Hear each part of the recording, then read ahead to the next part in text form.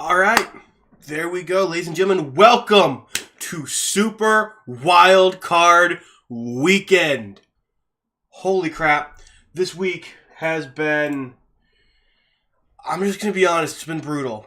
I'm going to make a video, I want to make a video today after the stream to talk about it, because we're only doing this game today, because I need to make a video talking about the moving of the Steelers game to Monday at 4:30. But I also need to discuss why I haven't made a video yet so far today. So that's the plan. Also, let me get going on the Browns Texans game. Make sure it's in my earbud. Also having some problems. Go all the way home. I can hear the clicking in my earbud. All right, Browns, Texans. Here we go. Let's see. Have I missed the kickoff? I don't think I have. All right. I got it right. I knew we were in Houston. I just wasn't 100% sure. All right. Here we go. The first playoff game of the 2024 NFL playoffs is about to get underway in Houston, Texas.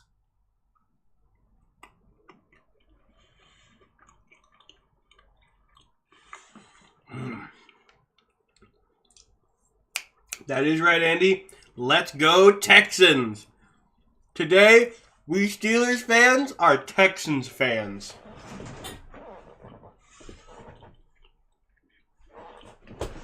Oh, Amari Cooper's back. That's not good. That's not good for the Texans. Oh well. Come on, let's see if the Texans can pull off a victory here.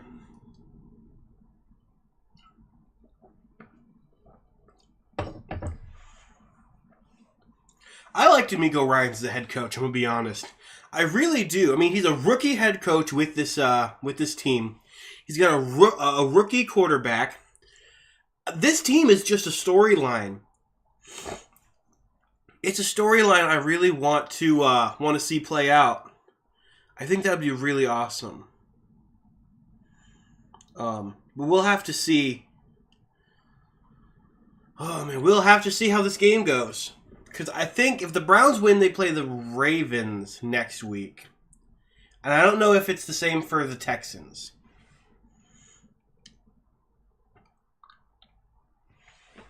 All right.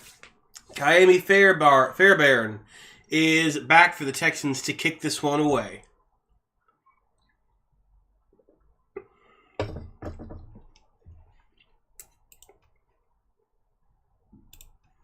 Add.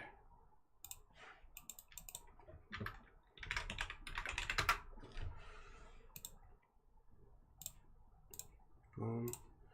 I'm going to add this to... All right, and the kick is away, and the wild card round in the NFL begins with a touchback. The Browns will get it at the 25-yard line, and they will start with the ball. Let's see where I want to put this. Do I want to put that here in the corner? Yeah, that works. All right.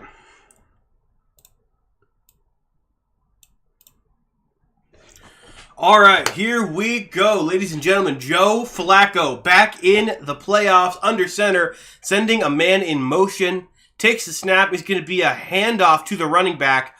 No, it's not. It's going to be a fake pass to the running back who gets a first down and a bit more. This field is kind of strange to look at. It's a little like more bright than I'm used to. I'm used to watching our teams play outside and not in a dome. So it's very interesting to watch them play in a dome stadium because the lighting is so much different than it is in an open-air stadium.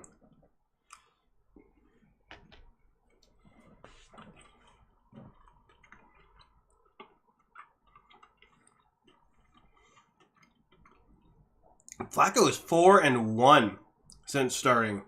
That's insane.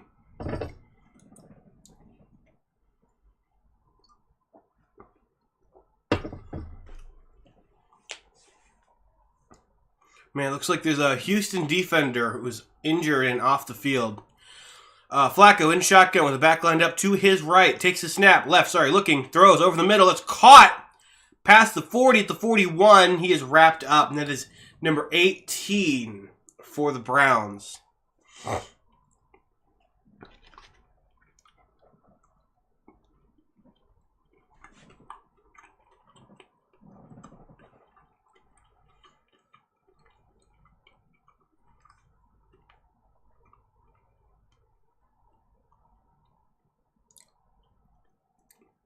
All right. Joe Flacco in shotgun with a back lined up to his left. Sends a man in motion. Takes a snap. Flacco. It's going to be a handoff. And he's brought down in the backfield to the 35-yard line. That's going to be a loss of 6 yards for the Browns. And number 6 just sees what's happening, finds a hole, and just gets in the backfield quicker than the quarterback could get. Flacco could get the ball off to Ford.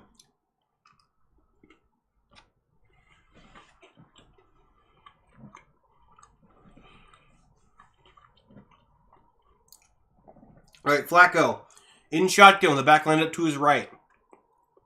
Takes a snap. Flacco looking, gauging, pocket, collapsing, throws, screen, caught, and brought down behind the 30. That's going to be another loss of yardage, and that's going to be a 4th down.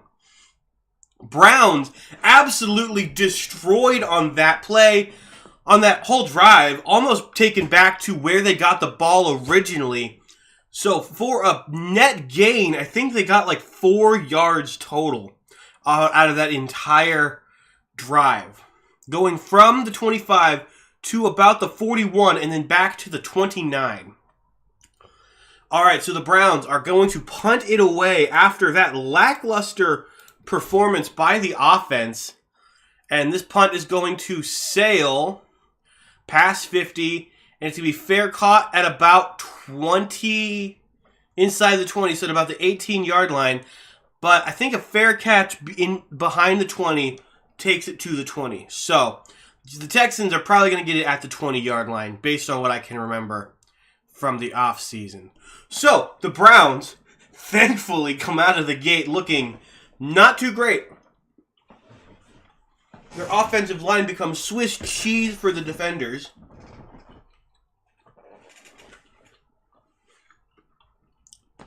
And that's what we in Steel Nation like to see.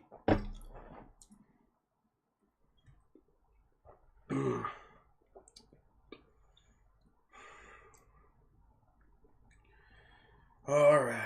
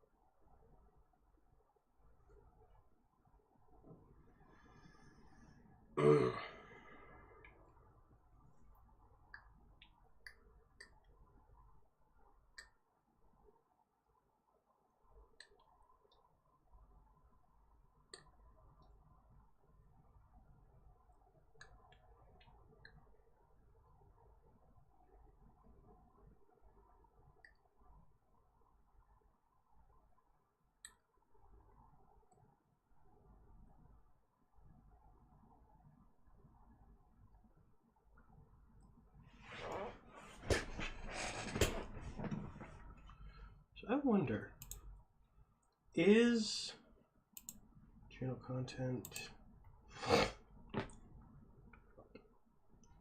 362? Nice. I mean, not a lot of views, but it's some views. Anyway, YouTube.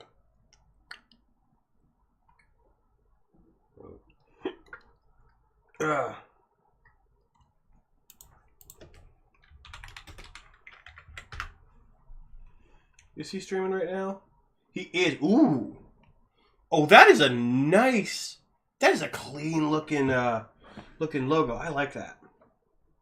Man, I wish I had the the ability to make logos like that right now.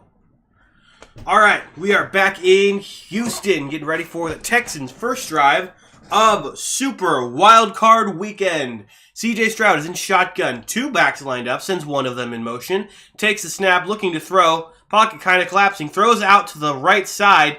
He gets number 26, who gets about 2 before being shoved out of bounds. And that is Singletary. So it's going to be a gain of 2 on that play for the Texans. At least they're moving the ball forward and not backwards.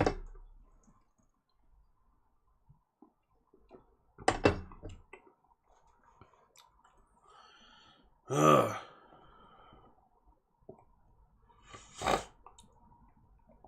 All right, Stroud under center. 2 men in the backfield.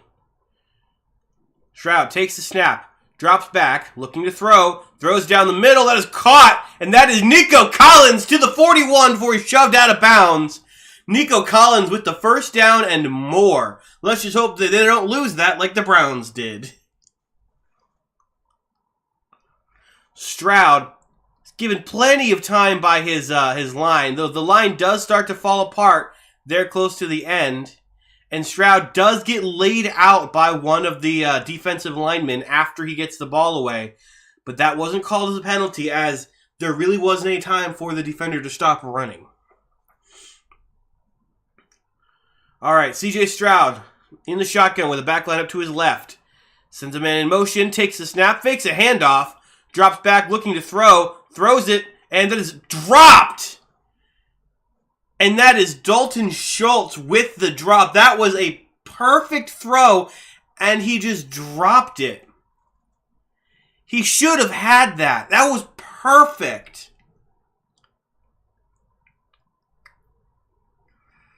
Man. And Myles Garrett just trying as hard as he can to get to the quarterback right now.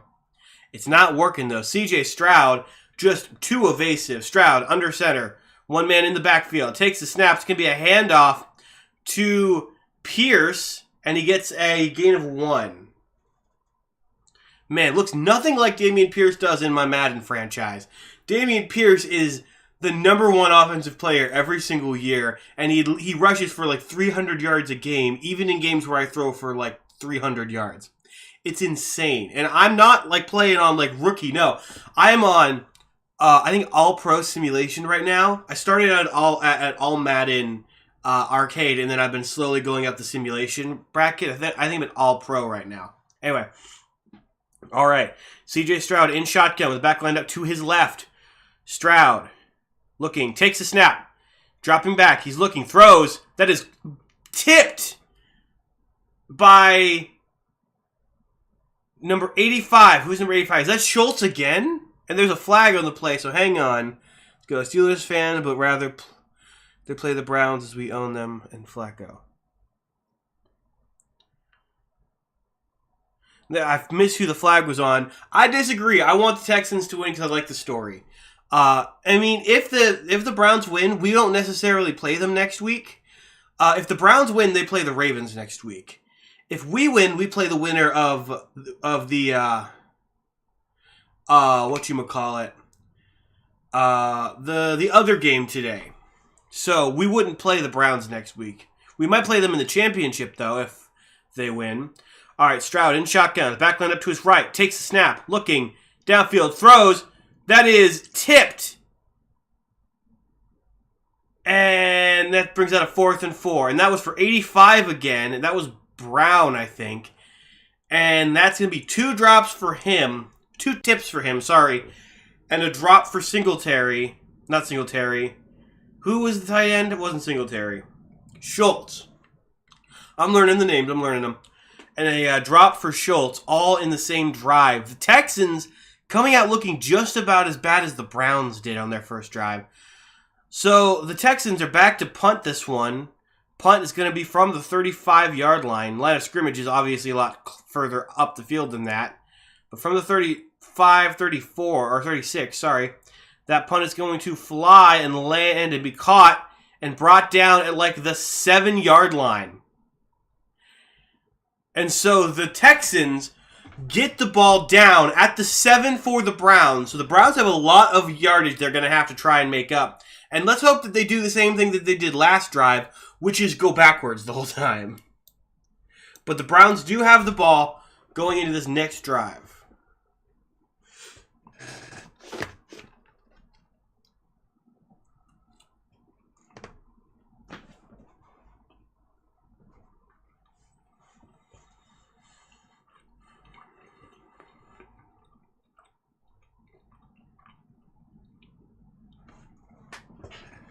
All right, let's get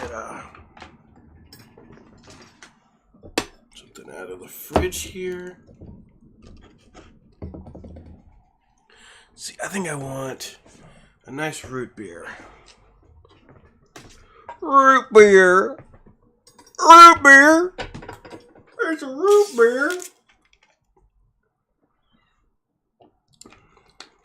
I think it's a cheap cop-out by the Bills because they know that if it's if it's snowing badly and it comes down to our run game versus their run game, we'll smoke them.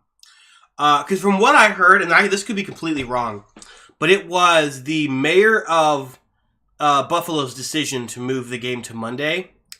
And if that's the case, and if the mayor of Buffalo decided the game was to be played on Monday, not on Sunday because of the snow, then that right there tells me that they do not trust themselves to play in the snow, and that I feel like that is a cop-out. I'm going to look that up, though. Let's see. Why was the game postponed? Let's see.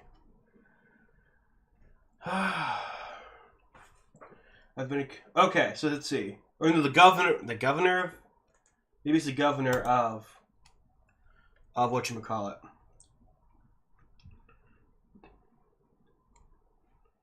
Let's see. Let's look at this. This is Governor Katie Hotch,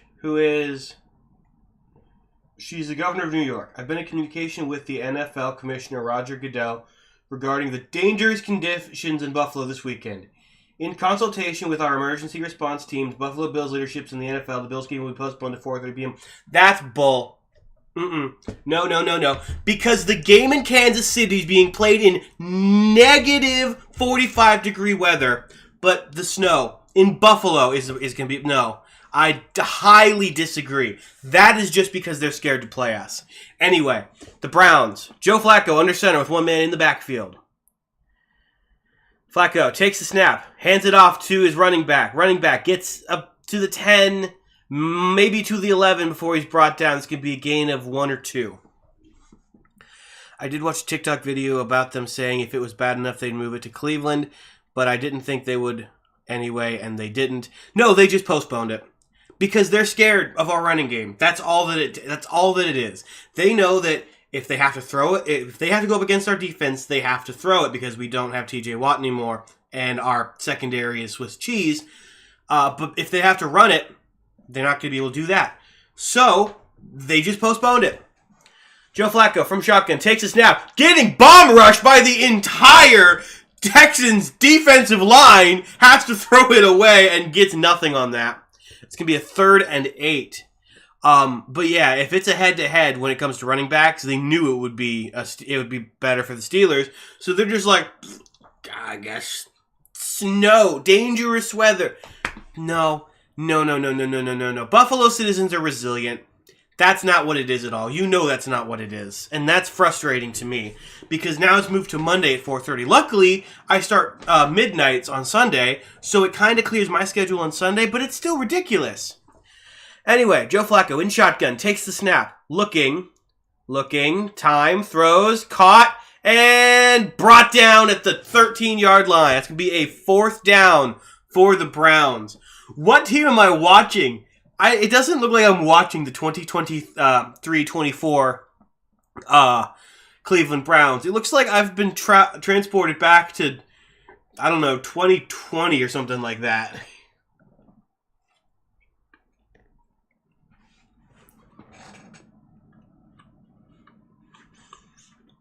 Man.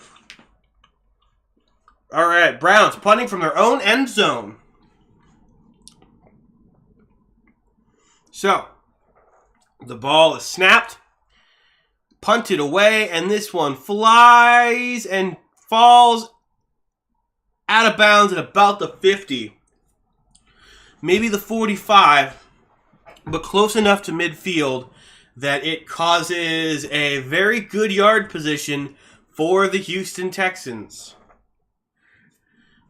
Man, the Texans, after being absolutely awful last year and getting one of the top 3 picks in the NFL draft, 2 of them actually, 2 of the top 3 picks, they then come in to this season and absolutely dominate. They go from, what was it, like 6 wins last year, 6-11, to being 11-6 this year, or like 10-6 or something like that, or 10-7.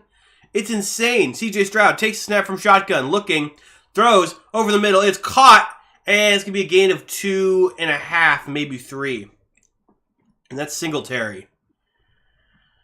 The C.J. Stroud really trusts his offensive line, even though every time that he throws the ball, at the end, once that ball is out of his hands, he is wrapped up pretty much instantly by the defenders. Like, that offensive line holds for a set amount of time and then falls apart, and Stroud just basically figured that out. Stroud from shotgun takes a snap, hands it off to Pierce, who tries to get some running room, does not, gets to about the 40. This could be a gain of 1 to 3. I'm not 100% sure, but that's going to bring out a third down. There is currently 7 minutes to go in this first quarter. The score is still tied 0-0. Cleveland and Houston bringing in this first game of Wildcard weekend with a very slow start. Which, it's happening in a dome, which you would not expect. Stroud from shotgun with the back line up to his left. Sends a man in motion. Takes the snap. Looking. Throws under pressure. And that is caught by Nico Collins down to the 5, I think. Inside the 10 at least.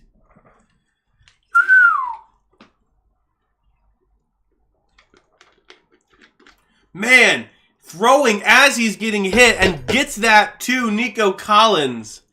That was insane. Moving over faces the Ravens wins.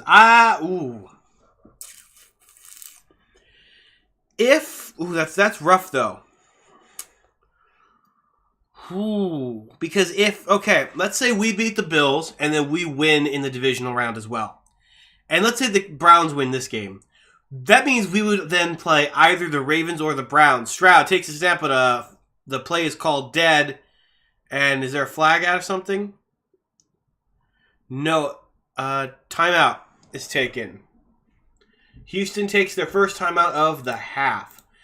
But yeah, if the Browns win and we win, then we win next week.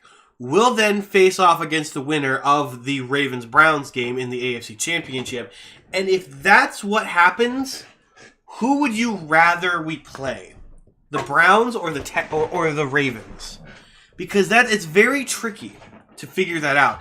The Browns have the best defense in the league. The Ravens have one of the best offenses.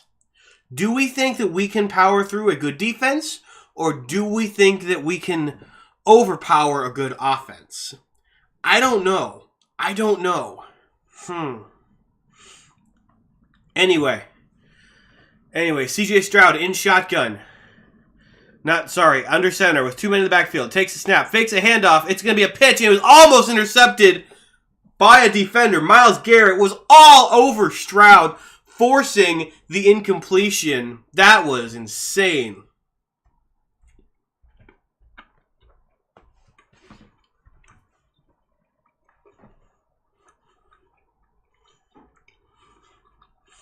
Where did Garrett even come from?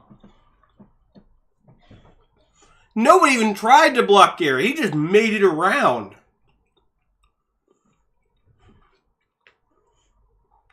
Good Lord. Garrett was so fast. Stroud in shotgun with 2 men lined up next to him. Stroud takes the ball. It's going to be a handoff to... No, he's going to hold on to it. And Stroud is going to get a gain of 1. and then be forced out of bounds. Does not get any good yardage on that fake.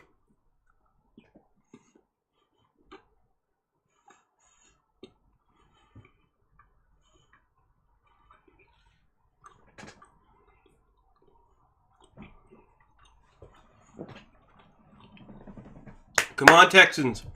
It's 3rd down and 2. You guys can get this. All right. CJ Stroud in shotgun with the back line up to his left. Stroud takes a snap. Rolling right, looking, throws. Is that caught? They're calling it incomplete, and that his intended receiver was number 2. And that one, yeah, that was deflected into the ground by the Browns defender before it ever reached the receiver's hand. So that's going to bring out the field goal unit probably for the Texans. Yep, as I suspected, and this needs to go over here, even for the next 3 minutes or 10 seconds. All right, so Fairbairn for the Texans. Kicks it, and it's good. So that is 3 points for the Texans. Meaning we finally have some points on the board, and the ball goes to Browns. I'm hoping it can be the Browns, but we're 1-1 this season against them. But 2-0 against the Ravens. Boy, that TJ, I wonder how that'll go against the Ravens. I think what we need to remember is that the AFC North, it makes sense in the AFC North. We swept the Bengals and the Ravens this season. We beat the Browns once. The only game, I think, where we actually played the whole game and it looked like how both teams normally play was that Browns game that they beat us in. Every other time we've beaten a team, aside from the first Browns game, was bad. Like, the first game against the Browns was very bloody, but both teams played as hard as possible. It's just the Steelers played harder. The Ravens' first game, something happened. Somebody put a spell on the Ravens. They just kept dropping the ball. They just fell to pieces. And the second time we played the Ravens, they didn't play their starters. And then with the Bengals, both times we played them, they were playing their backups. As well, both times, things fell apart. It's insane, but it is what it happened. So, the AFC North is a very weird division in that regard. So, we'll see if we end up facing either the Browns or the Ravens. But I don't think we can expect a normal game out of either team in whatever matchup we end up having.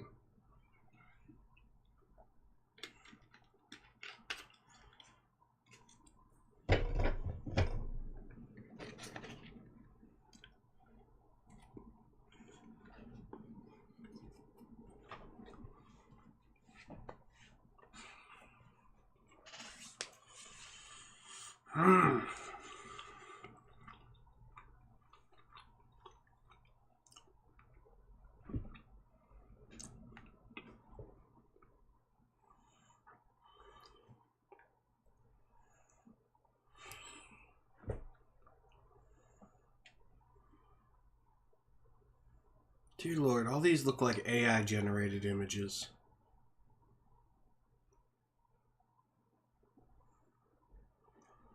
Jeez. With 2 of the 3 teams, do you think would be a better game to watch? What do you mean? Which 2 of the 3 teams? What do you mean? Hey, welcome to the stream, the angry Buffalo sports fan. You're probably not very angry about the move to Monday for the game, since then you guys won't have to be focusing too much on the run game, which y'all's governor knows if you guys had to focus on the run game, you probably would lose. That's probably made you a lot less angry as a fan. I know as a Steelers fan, I'm pretty ticked off at that. Because if it weren't for us having a good running game, I'm sure that game would not have been postponed. But it's what it is. Welcome to the stream. We're watching the Browns-Texans. As a Steelers fan, I'm rooting for the Texans. So you can pick your side from there and just hang. Between Steelers, Browns, Ravens, which would you rather watch? Ooh! Oh, that's what you meant. Oh, hang on. All right. Flacco in shotgun takes the snap, fakes the handoff, throwing deep down the middle of the field. That is caught, and that is Njoku with the catch, and that's going to be like a 25, 30, maybe even a 40-yard catch, and that's going to move the sticks for the Browns. The weather is still the same Monday, so it makes no sense. Should have been a different stadium. I agree. Played in Cleveland.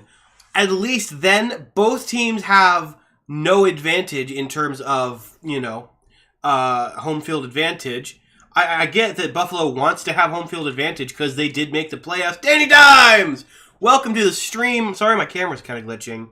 But, then at least it would be played at the same time. And maybe it could have gone. I don't know. All right, Flacco takes the snap. It throws it. Good Lord. That's going to be caught by Njoku again. Doesn't get the first down this time, though. But yeah, I agree. It should have been played in Cleveland or something like that. But it is what it is. I think the issue that they were trying to mitigate is A, preparation, and B, the wind. Because if it's windy, Josh Allen can't throw. And we all know that if it comes down to 2 running games, the Steelers' running duo more than likely has it. Flacco under center takes the ball. It's going to be a faked handoff, rolling out to his right. Flacco's got all day, throwing, that is caught! And a first down for the Browns. Flacco's only been passing this game. That is true, that is true. The first drive of the Browns was absolutely awful, thankfully, but now it's getting better, unfortunately. And so, maybe Flacco has something going for him. But I don't want Flacco to win. As cool as that story is coming up off the couch, I like the story of the worst team in the league since they came in, the Houston Texans, drafting their rookie quarterback of the future with their first-year head coach and dominating the league. I like that much better. Also, because I hate the Browns with a burning passion and hope that they acquire nothing in their lifetime.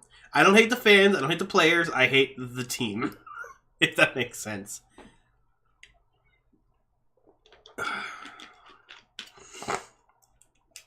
Oh.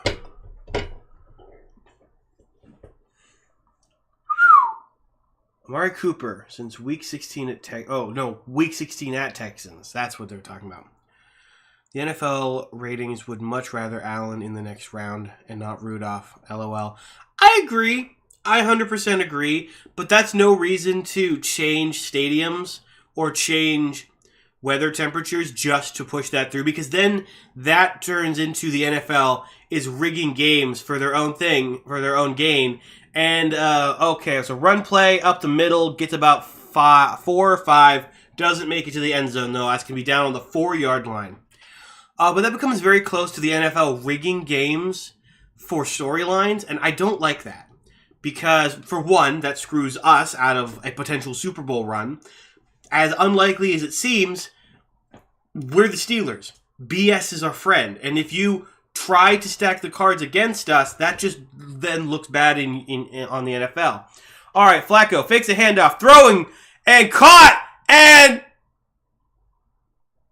almost in, but barely kept out of the end zone. For that was a pass play over the left side. Man, I gotta get in the zone. What do you think should have happened for the Bengals to make the playoffs, even if it was a very small chance like we had? Real quick, Flacco sends a man in motion, takes a snap, hands it off, and the Browns are in. That's a touchdown. That's a touchdown. I'm not sure, Andy. I'm not 100% sure. Hopefully the Giants can draft a QB and become the Texans, though. Well, you guys paid Danny D way too much money. They're not going to draft a quarterback. I can guarantee that. They'll probably try to get him a weapon or an offensive lineman. It's definitely not rigged. New York Governor Roger Goodell just fumbled this one. I disagree, you see. Because... do you live in Buffalo? I don't know if you're a Buffalo fan though, so you've seen some of these games have been played in stupid weather in Buffalo, and people still come out. So why is this particular game being postponed? All I'm saying, they're scared of the Steelers' BS, and they want to give the Bills as good a chance as possible to not get destroyed by what they consider to be an inferior team. That's just my opinion. It's definitely ugly out, but they knew this should. But they knew this should have been in Cleveland. I'm not worried about the home field. I'm more worried about injuries. Okay, yeah, so that makes a lot of sense. But again, look at the Kansas City game. That's being played in negative 45-degree weather, and they're not talking about moving the game. Why is it Buffalo? I live in Northeast Ohio, so around the Cleveland area, up around Lake Erie. Not like I'm far. I'm like about an hour and a half east from Cleveland, but I'm up in that Northeast Ohio, Northwest PA area. 2 hours from Pittsburgh, an hour and a half, 2 hours from Cleveland, about 3 hours from Buffalo. So I'm not too far. It's been really windy here, so I can definitely tell what's going on. I even saw a post saying they were going to pay people $20. I did see that. I actually contemplated driving the 3 hours to Buffalo for that $20 an hour to shovel the field. If you can see the wins and whiteouts, it wouldn't help either team. Agreed, which is why I said like that game would then be them running the ball, hence why they wanted to postpone it, because I do know snow. Yeah, trust me. I mean, if you look over here, that's an Ohio flag right over there. I know snow. We live in the snow belt. I mean, it doesn't get nearly as bad as it does out in Buffalo from what I've seen, but it gets bad, and at least here in Ohio, it changes on a dime. Like, we can have 6 inches of snow. The next day it can be sunny and 75. The next day we can have 3 feet. So, I know all about the changing weather. But, like, any normal game, I guarantee you would not have been changed. They would have just run the ball more. That's what happened between the Steelers and the Ravens in that monsoon. It was the Najee Harris show. But I feel, and this is my opinion, because Josh Allen is such like a big thing in the NFL, and the Bills not having a Super Bowl is like a big thing, the NFL wants to try everything they can to make it to where they don't get destroyed by the Steelers. But that's just my opinion. I could be completely wrong. There could be nothing going on behind the scenes, but I highly doubt it. It's the NFL. I seriously doubt it. Okay, so the Browns did get the extra point. I didn't catch that. And so the ball is now in Texans' hands. All right, it's going to be kicked away. But it is what it is. It's still being played in Buffalo, so the Bills still get home field advantage. We're still the underdogs in this fight, especially without TJ Watt. Nobody believes in us except for me. So we'll see if I'm turned into an idiot or not.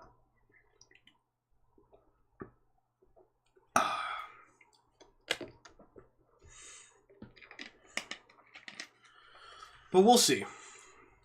If we end up making it all the way, who would you want to face? Oh, if I could pick anybody from the end, are you telling me if I could pick anybody from the NFC, who would I want to face? The Packers, obviously. I want revenge for that last Super Bowl. All right, CJ Stroud, under center, takes the snap, pitches it back to the running back, finds a hole, keeps going, past the 40, to the 45, to the 50, finally goes down. That's a heck of a gain for the Houston Texans, down past the 50-yard line to the 45 of the opposing team. Man. But yeah, the Packers, all day long. We beat them earlier this season. Their defense is Swiss cheese. That's who I would want to face. But give me a second. CJ Stroud, that shotgun, takes a snap, looking, throws over to the right. It is caught along the sideline, and that is number 8. Sorry. That is, I couldn't read the jersey. Oh, but man, CJ Stroud and the Texans are absolutely popping off this drive. But if we're talking about a much more likely, more likely game, San Francisco would probably kill us. So that's that. Dallas might be an interesting matchup. I live up in New Jersey, New York. There are so many games played in even worse conditions, yet they don't postpone them. All right, Collins gets the ball, gets about 4 on the play, and is brought down. It looked like there was a flag. Anyway, yeah, no, absolutely. I can't remember. Is MetLife a dome or is it not a dome? Because I can't remember. I thought MetLife was a dome. They always pay people to shovel the stadium before snow games. I mean, that makes sense, but I think it was the fact that it was this much snow that was what got people talking about it. So, who knows? Stroud sends a man in motion, takes the ball, fakes the pitch off, and it's going to be a toss to Collins, who could make it, and he does! Nico Collins into the end zone for a Houston touchdown! It brings them up to 6 points. Can they? No. Brings them up to 9 points. Can they make it 10? It's not a dome. Okay, I always assumed that MetLife was a dome. But I obviously am confused. I lived in New Jersey for a while. It was the best winter of my life. Best is in, like, coldest? Like, are you saying, like, sarcastically best? Or are you talking, like, you actually enjoyed the winter in New Jersey? Because I've never been to New Jersey.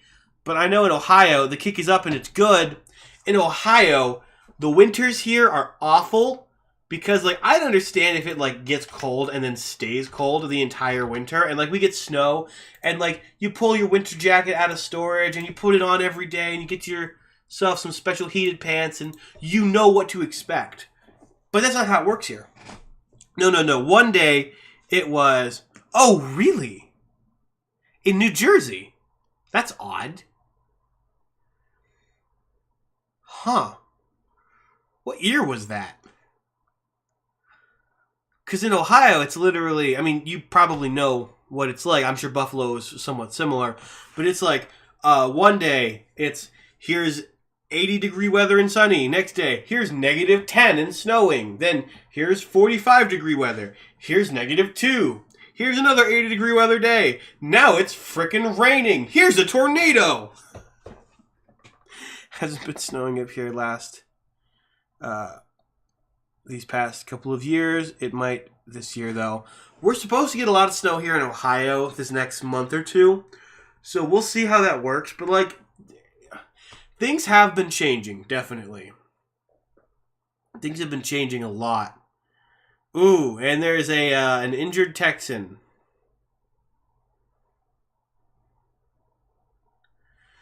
Ooh, injured in his left knee.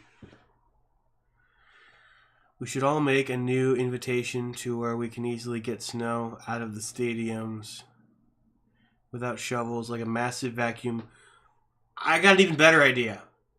Put heaters underneath the fields in areas that get a lot of snow. Green Bay has one like that. Why doesn't Buffalo have one? Why doesn't Acrisure have one? Why doesn't MetLife have one? Why do all these stadiums not have heated fields? You'd think, like, the dome stadiums, I learned this, and this might be news to all of you. There's a reason that you see most of the dome stadiums in the southern USA. Because of the heat. Teams are more concerned about the heat than they are the cold. And it goes back to something my dad told me once. You can bundle up for the cold, but you can only get so naked. So, you can get you can put on layer after layer after layer when it's cold out. But if you're playing in the heat, you can only take off so many layers of clothing before the police get called. So it makes sense why there are more domed stadiums in the southern United States. But there should be more domed stadiums in the northern United States as well. Balls kicked away and into Browns territory. It would be 10 years ago. I lived in the same county as the Jersey Shore show. Oh, dear Lord. You lived in Of course. All stadiums should have nuclear power plants beneath the field. I'm not saying that, man. I'm just saying, Green Bay has a heated field. If you live in an area where snow is going to be a factor, heated fields are probably a good idea. But that's not going to happen. All right, Flacco in shotgun. Buffalo is crazy for not building a dome for the Bills. I agree. Flacco takes a snap, looking, throws. That's caught. That's Njoku. He's got one man to beat. He is wrapped up and brought down just shy of the 35-yard line. Holy crap. Or is it the 25-yard line? One of the two. Man. Flacco showing why he is in the playoffs right now. And that's bringing out the end of the first quarter. And that brings us to quarter two. Yeah, it snows so much every year up in New York. Oh, yeah, absolutely. Like, the teams that I think should have a dome that don't have a dome right now are Buffalo, New Jersey, or New York. The MetLife Stadium should be a dome.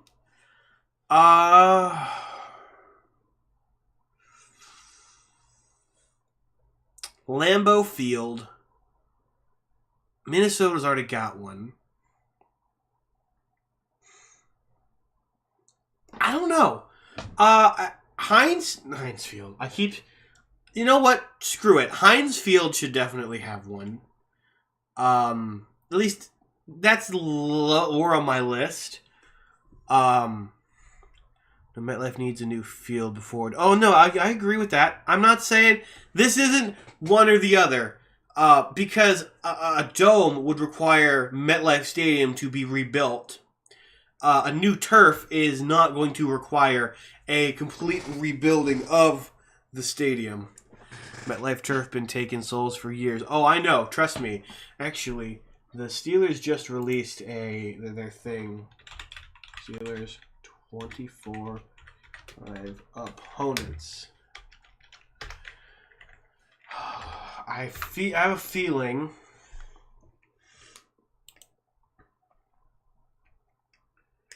they released it somewhere. Maybe it's on Instagram. Let's check there. Go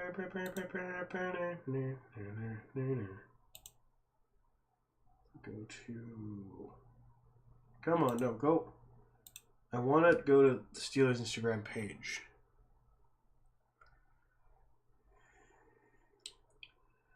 Because I know they released the opponent list for 2020, for the 24-25 season.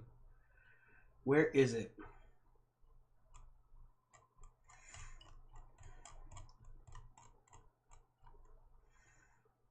Is this it?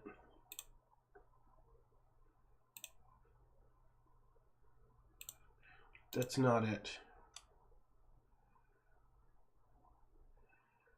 I'll have to find it in a second. All right. Flacco in shotgun. Something happens. Takes the snap. It's going to be a handoff to Ford, and he's going to get to about the 25-yard line before he's brought down. That's going to be a gain of 2. Okay, let's see. Where is this? Steelers 24 opponents. Images. Here we go. Okay. Away. Okay, so we're playing both New York and New York at home. That's good. Okay, so we're not playing at MetLife, which is good. All right, another run play for Ford. This time he gets to about the 20 before he's wrapped up by the Colts. It's going to be a gain of... So we got further than the 35, the 25. So it's going to be third and short for that. Okay, but let's see. So we play in Atlanta. Ooh, we're going to Denver. Ooh, nice. Indianapolis. At Raiders. At Eagles. At Commanders. So we're playing the entirety of the AFC West. And the entirety of the NFC West? The NFC East? I think it's the NFC East. And then we're also adding in Atlanta and New Jets. All right. Flacco, under center, sends a man in motion. Sends him back in motion. Takes a snap. It's going to be a... That was... Yep, Flacco gets... What do we call this? The click. So when Cleveland does the tush push, what do we call it?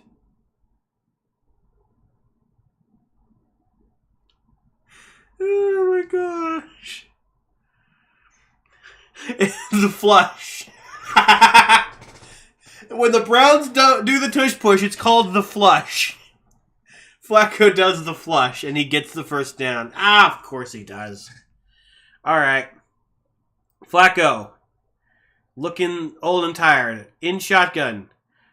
Takes the snap, fakes a handoff, looking, throws toward the right. That is caught and brought down at the 10-yard line. That's going to be a gain of about 7 there. Let's bring a second down for the Browns.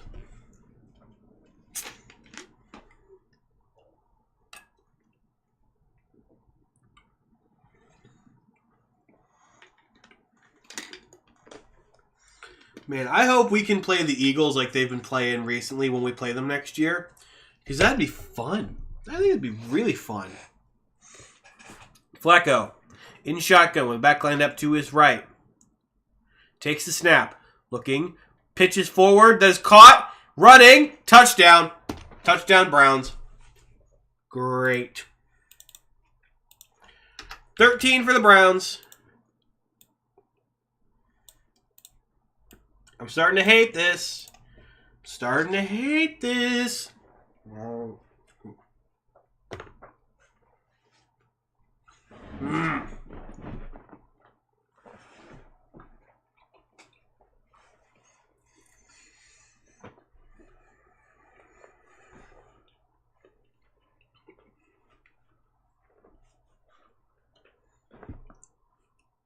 And Browns get that extra point.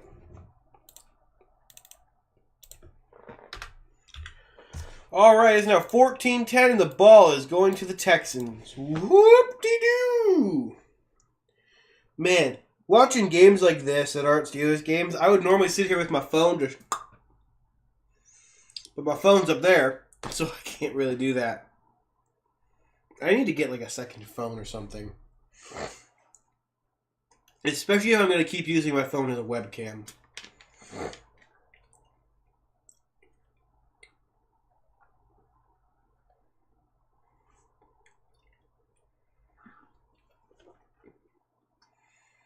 Who was that?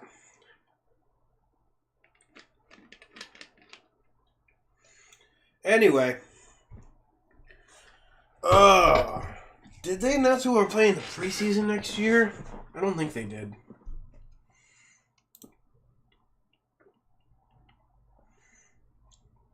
But 2024 is definitely going to be a difficult year for us. Especially if we face off against if the teams that we face off against look like they did this year. Let's live break down each of these games. So I'm going to automatically call all the home games against our division wins, just to keep things simple. So it's 3-3 for us when it comes to our division, which you can't always count that because we almost swept the division this season. But aside from that, we've got the Cowboys. That's going to be a loss. The Chiefs, if they're playing like they are right now, that's a very... It's not as difficult as it should be. I think Kansas City could be a win for us. Chargers, win. New York Giants, win. New York Jets, win.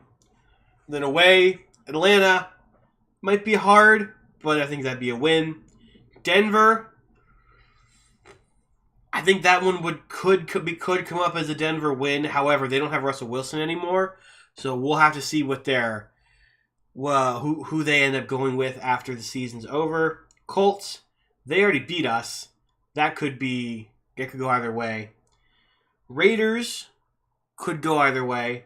Eagles could go either way again, especially if they're playing like they are now. And then Commanders, I think that'd be a win. So, I don't know, man. And next year could be a very difficult year for us. But we'll have to see.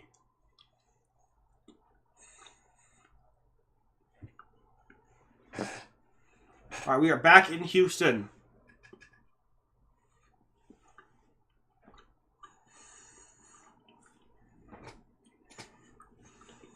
All right, ball's going to bounce. We caught it at the 10.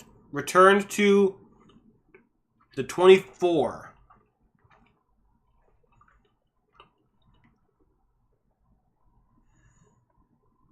Or the 22, I think.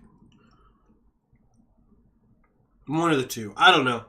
I would love it if they showed us, like, where the ball was. Like, because there's, like, a tracking chip in the ball, I'm pretty sure. So, like, I would like to be able to see where the ball is on the field at any given moment up in, like, the top corner or something. Kind of like where, like, a Let's Player has their webcam.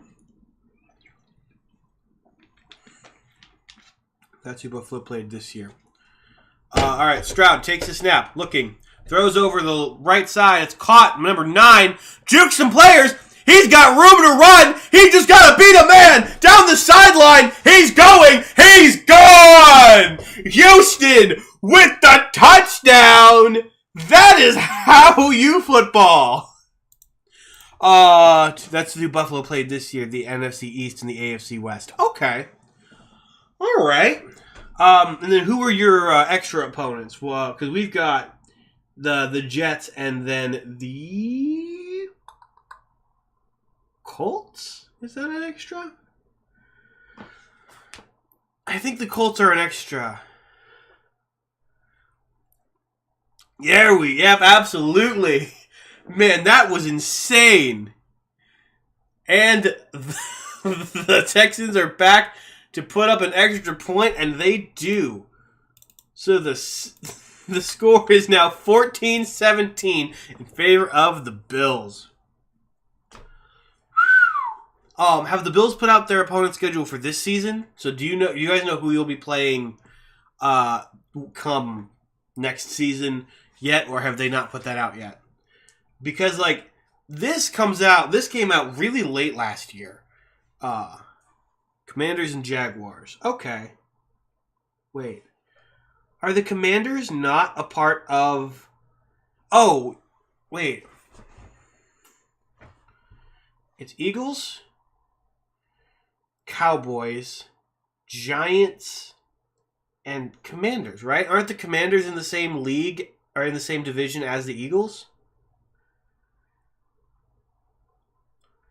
Because if that's the case, then the Commanders wouldn't be an extra. Because like we've got the AFC West and the NFC East. NFC West, and I forget who the AFC was.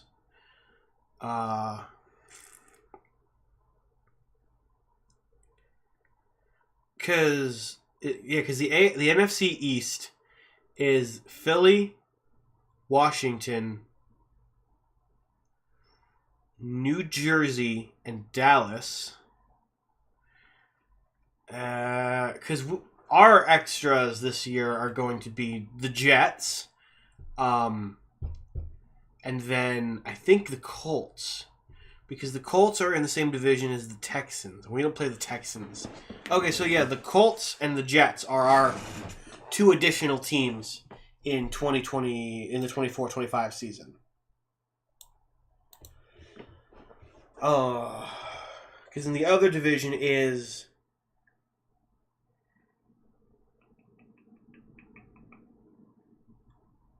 Kansas City. So the Chiefs, the Chargers, the Broncos, and the Raiders. Oh, wait, hold on. So there's 6 games within our own division. 4 games with the AFC East. 4 more with the NFC East. No, AFC West. Oh, yeah. Oh, that's right. I forgot you guys played the Bucs this year. That's 14 games. We need 4 more games. So that would be... No, we need 3... Oh, I'm an idiot. There's 3 additional games. That's right. Because we're playing the Jets at home, and then we play the Falcons away, and we play the Colts away. All 3 of those are individual games. All right. So the kick to the Browns falls through the end zone. So that's going to be a touchback out to the 25. But yeah, so it's 3, not just 2. It's 3. I thought it was 2 for some reason. Because I got to remember, we play 17 games these days. I mean, plus preseason, and if you make postseason.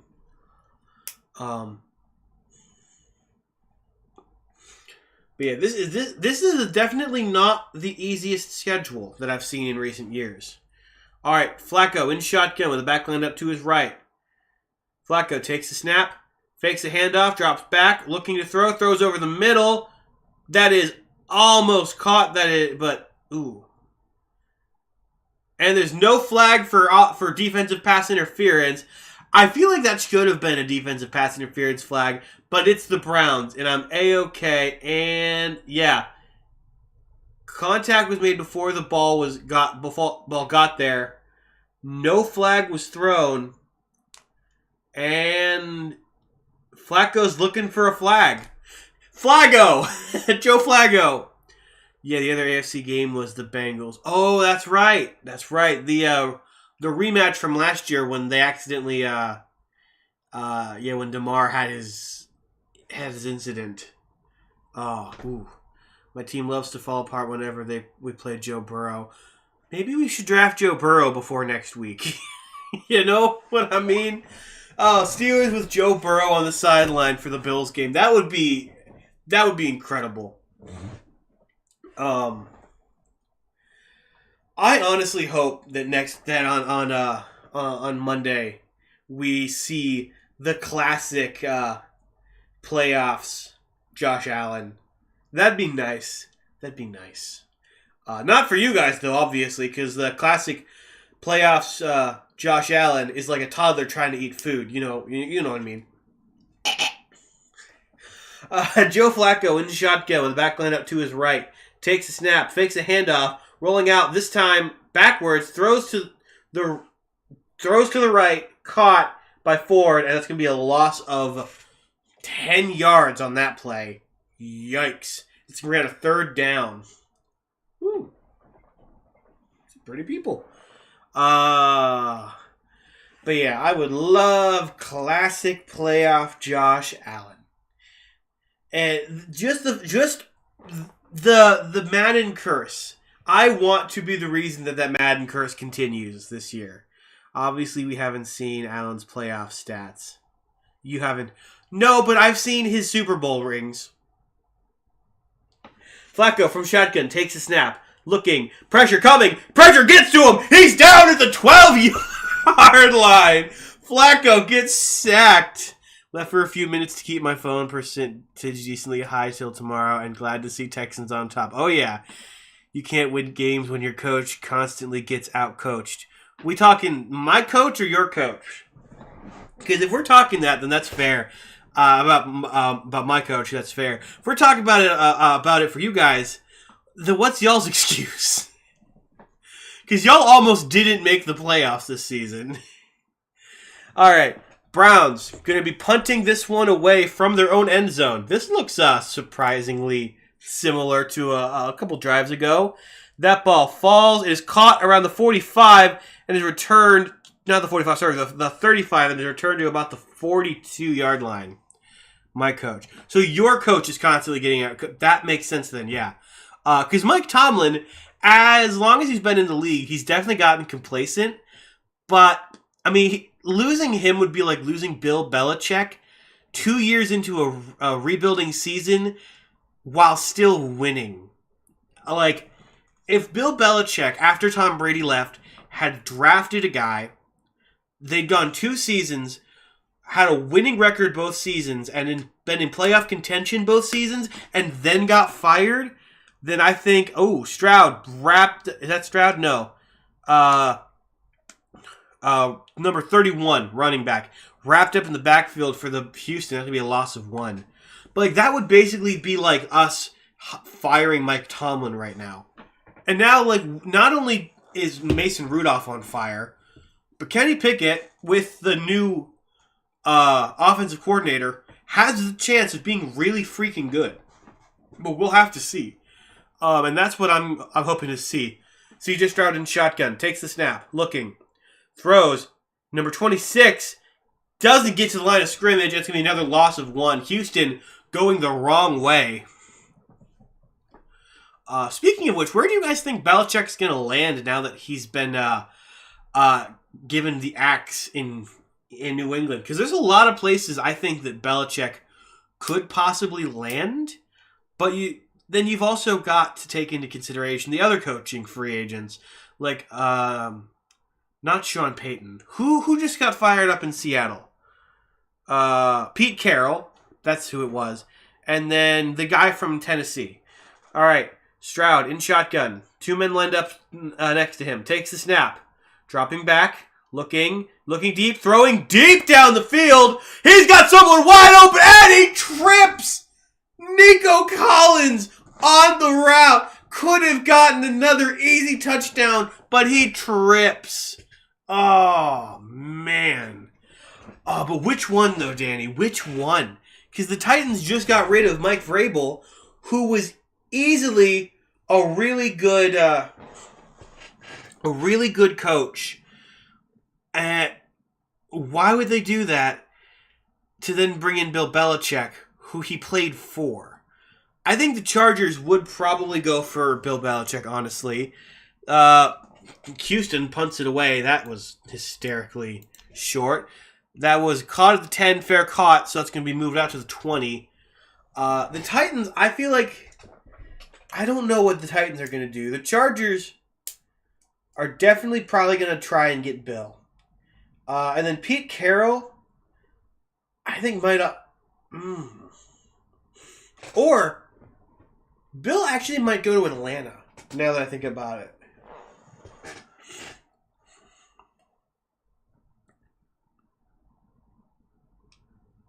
Well, we'll have to see. Because I think Bill Belichick in Atlanta would be interesting.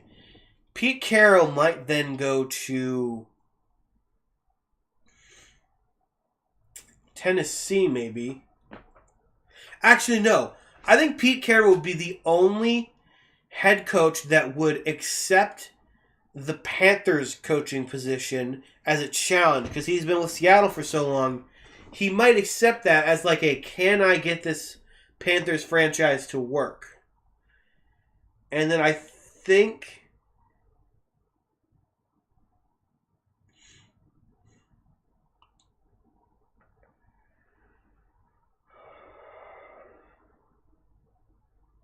Ooh.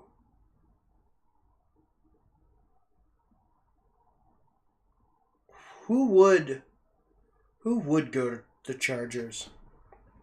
I'm worried about Mayo as head coach because it was his defensive scheme that played Allen this year, and it was successful.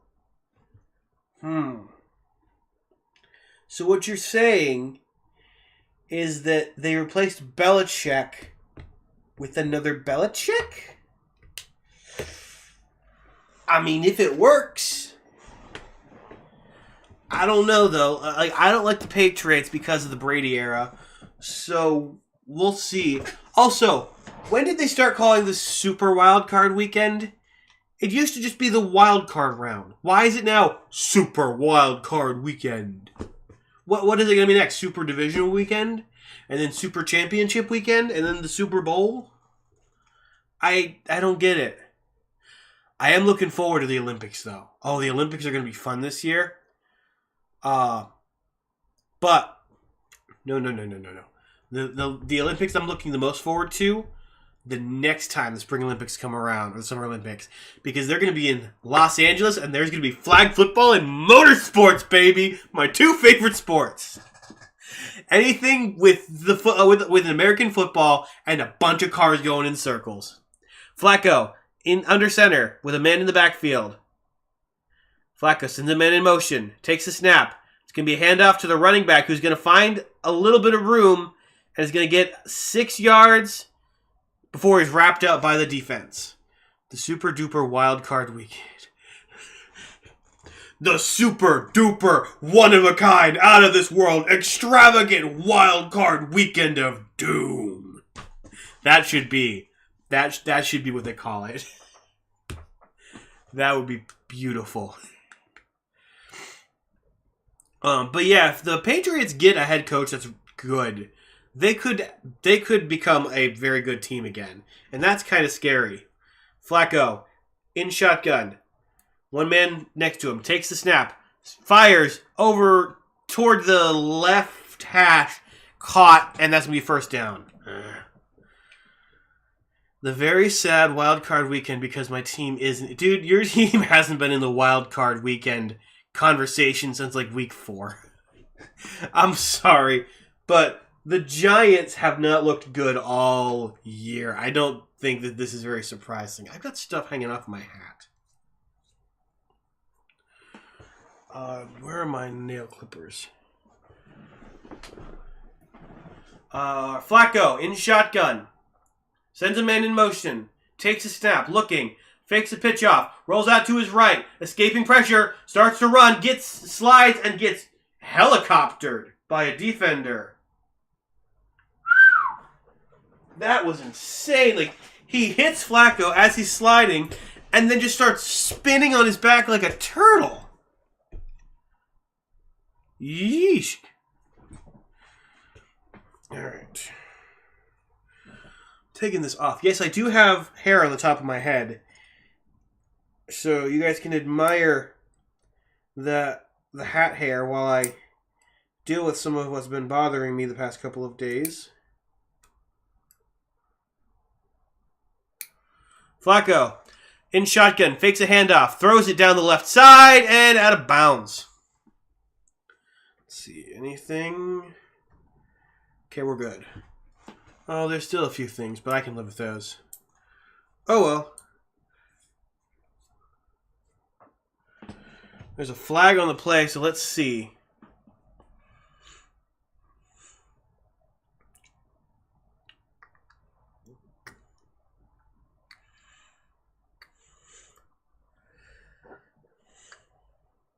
Illegal shift on the offense.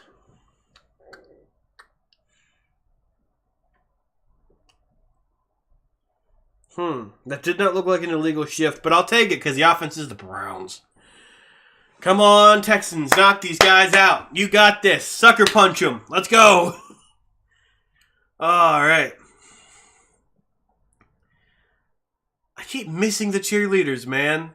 I keep looking back and I get a second of them and then they're gone. Flacco in shotgun with the back line up to his right. Flacco takes the snap. Looking. Pressure coming. Gets it away. As caught. And that's going to be short of the first down marker, but he's within a yard. So they're going to probably go for it, and they're probably going to use the Flacco flush. They're probably going to try and flush Flacco here. Oh man, you know what? I'm gonna take if they make this, I'm gonna take that clip and I'm gonna put it up on Twitter with the saying like the Browns perfecting the flush or something like that. Oh nope, they're gonna punt it away. So it was 4th and 2, and they're gonna punt it, which is nice. So Cleveland will get the ball and then punt it away. This game has been strange, and then it bounces out of bounds at about the 30. So, like, this game has either been no momentum or one play and then a touchdown. That's all that this has been. It's crazy, because that doesn't usually happen in these kinds of games. Like, usually it's you get some good momentum on some drives, and then, you know, that's when things happen.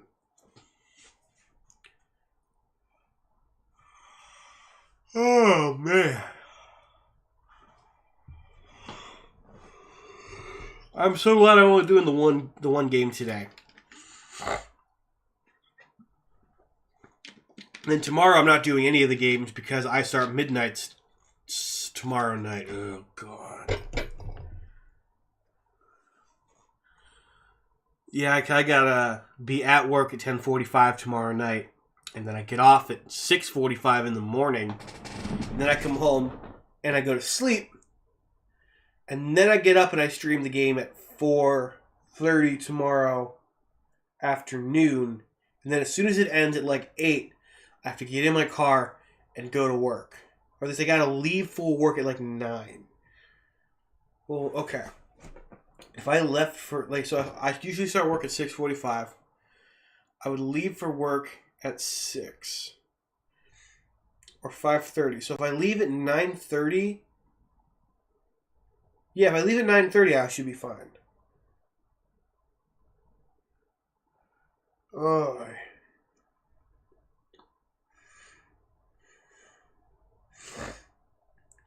Are you streaming Bills versus Steelers also? That sucked. Yeah, that's what I'm streaming Bills Steelers on Monday. That's what I'm saying, because it's at 4:30 on Monday, I'm going to be streaming that and then going to work after that.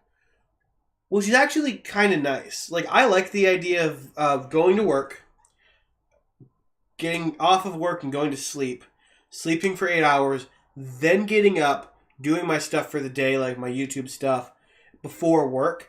Because the way that it's been recently is I'll go to work, I'll come home, I'll be exhausted, I'll go to bed, and I'll sleep until work the next day. At least this way, now I'll go to work, I'll come home, I will get my 8 hours of sleep, wake up at about 4, and then I have between 4 and 8 to work. I have 4 hours, 4 to 5 depending. And on days where I don't have to stream or anything, I can just work on my videos. All right. Stroud takes the snap from under center. It's going to be a handoff to number 8, who's going to try and make it down the right side, but cannot get a first down. That could have been awesome. But he gets taken down. Anyway, man, I gotta focus in here. I gotta focus in. I'm like all the way out there. All the way out. Oop. I don't know what I just hit. I hit something. We'll see how it goes. I don't know if it'll end up. C.J. Stroud under center takes the snap, hands it off to the running back, who's going to try and find some room, gets around the 40 to about the 50 or 45-yard line and the first down. So that's going to be first down for the Texans. Did I turn this on? I did. That's good. Okay. So the Texans now have the ball. They've had the ball. My brain is... All right. Most rushing yards since week 9. Najee is actually number 2. That's not bad. All right, Stroud takes the snap. Looking. Throws. Nico Collins behind the line of scrimmage. Gets a first down and some more before he's pushed out of bounds. Stroud threw that ball under pressure, and Collins knew exactly what to do.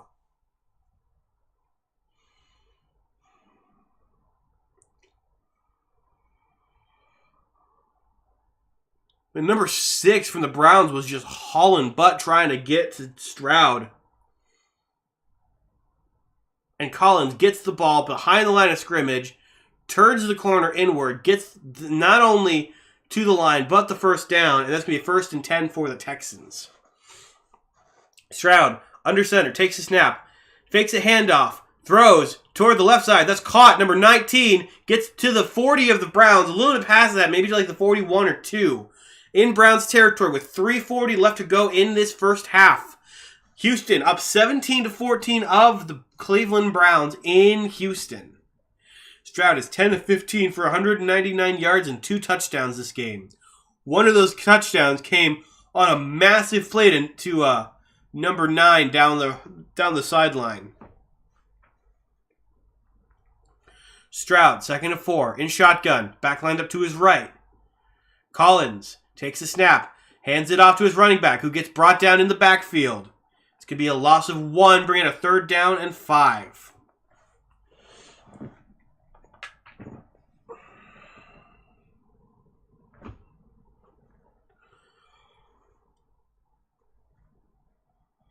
Oh.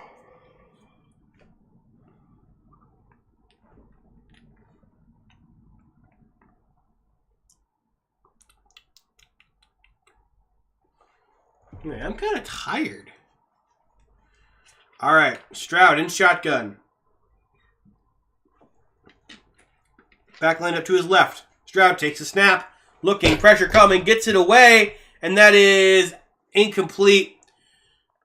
Dalton Schultz was the intended receiver, and there's a flag on the play. So let's see who that is on. Defensive pass interference. I'm going to turn down my volume a bit because that was peaking, I think. Defensive pass interference, and the ball's going to be moved to the spot of the foul, and that was a foul penalty right there. That was a foul penalty.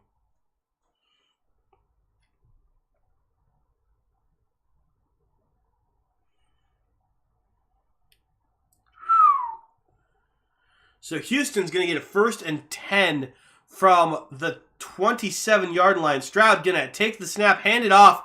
Number 26, breaking a couple tackles. At the 10, out of bounds to the 5. Number 26, that's Dameon Pierce, I think. Is it Dameon Pierce? I think so. No, I think Dameon Pierce is at 31. But there's another flag on the play. Offensive holding. Offensive holding on that play. Great. So Houston's going to get a penalty, and now they're going to have to replay first down.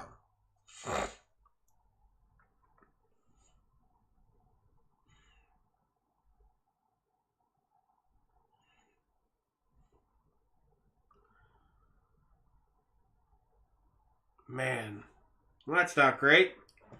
All right, so it's now 1st and 18 for Houston. Stroud. That's an 8-yard penalty? Dang.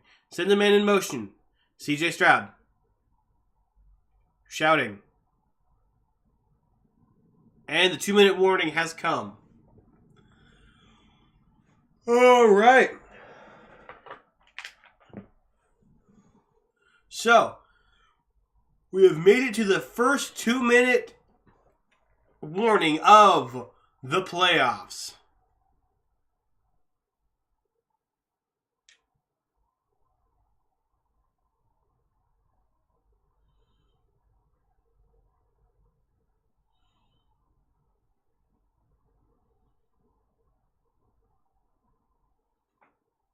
Fight off, Gator.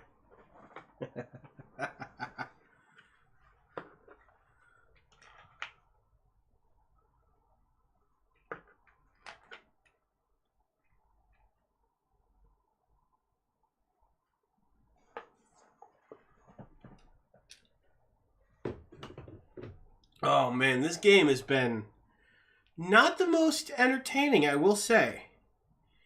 It could definitely be a lot more interesting, in my opinion. But, you know, it is what it is. It is the first wildcard game of the season.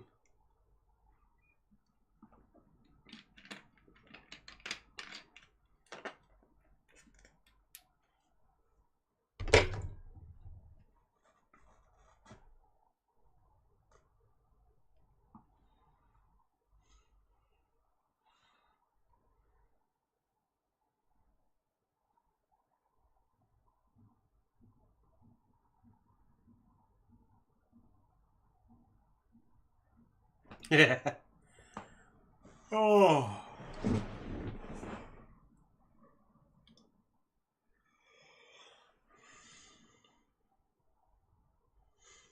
Okay, honey, throw me the hose. Oh, a Furby.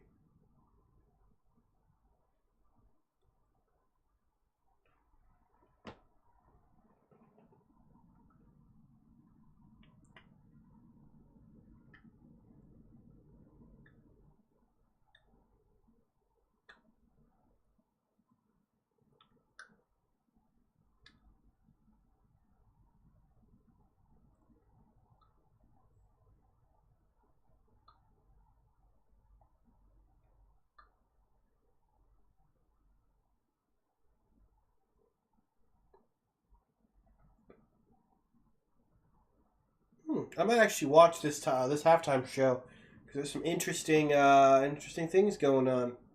Anyway, we are back in Houston. once again. So Cleveland has used more timeouts than I remember.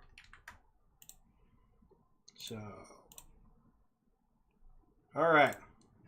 Here we go.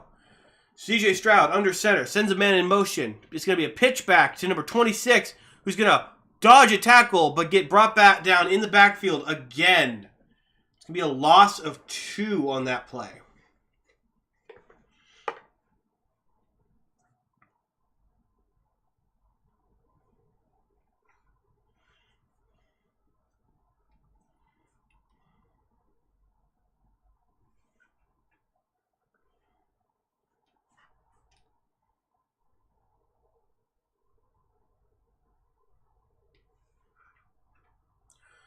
All right, Stroud under center with one man in the backfield.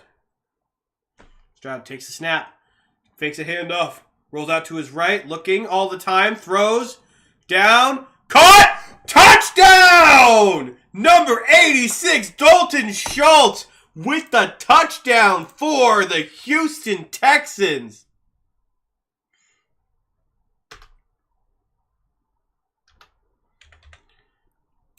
I just looked over there. I would have figured it out at that point.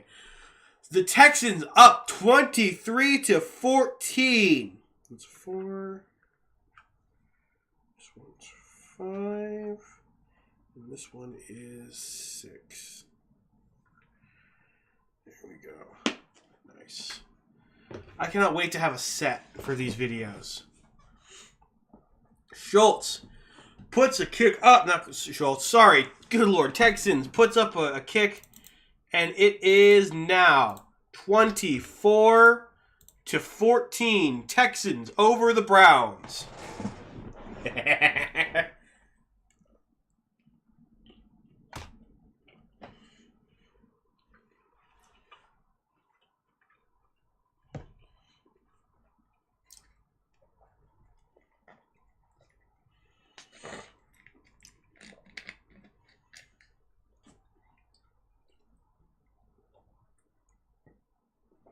Man.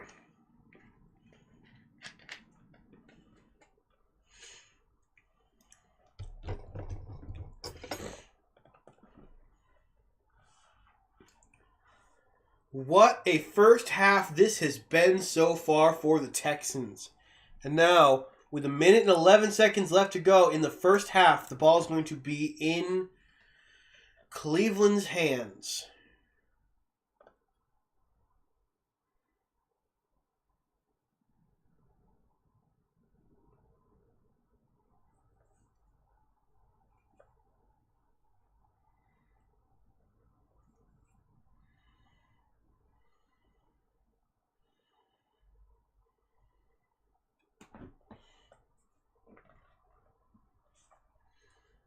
Yeah.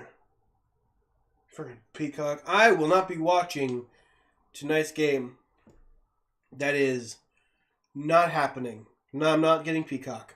All right, Flacco sends a man in motion under center. Takes a snap. Fakes a handoff. Looking. Throws down the left sideline. That's caught number 2 at the 44-yard line. That's going to be a first down and a gain of at least 25.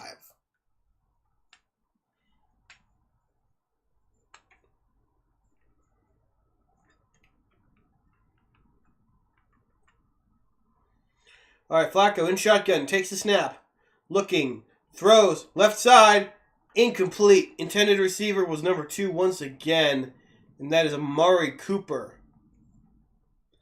Cooper was double teamed at the time. Flacco could not get it to him. Flacco looks tired. I think he should go home and take a nap. Bring out like P.J. Walker or like DTR, Darian Thompson-Robinson.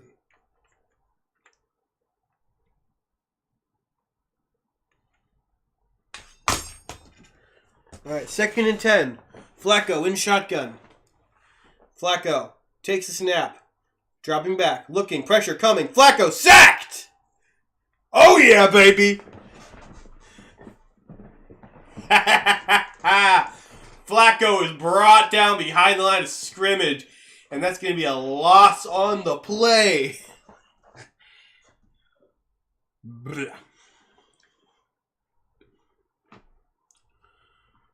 Oh, man.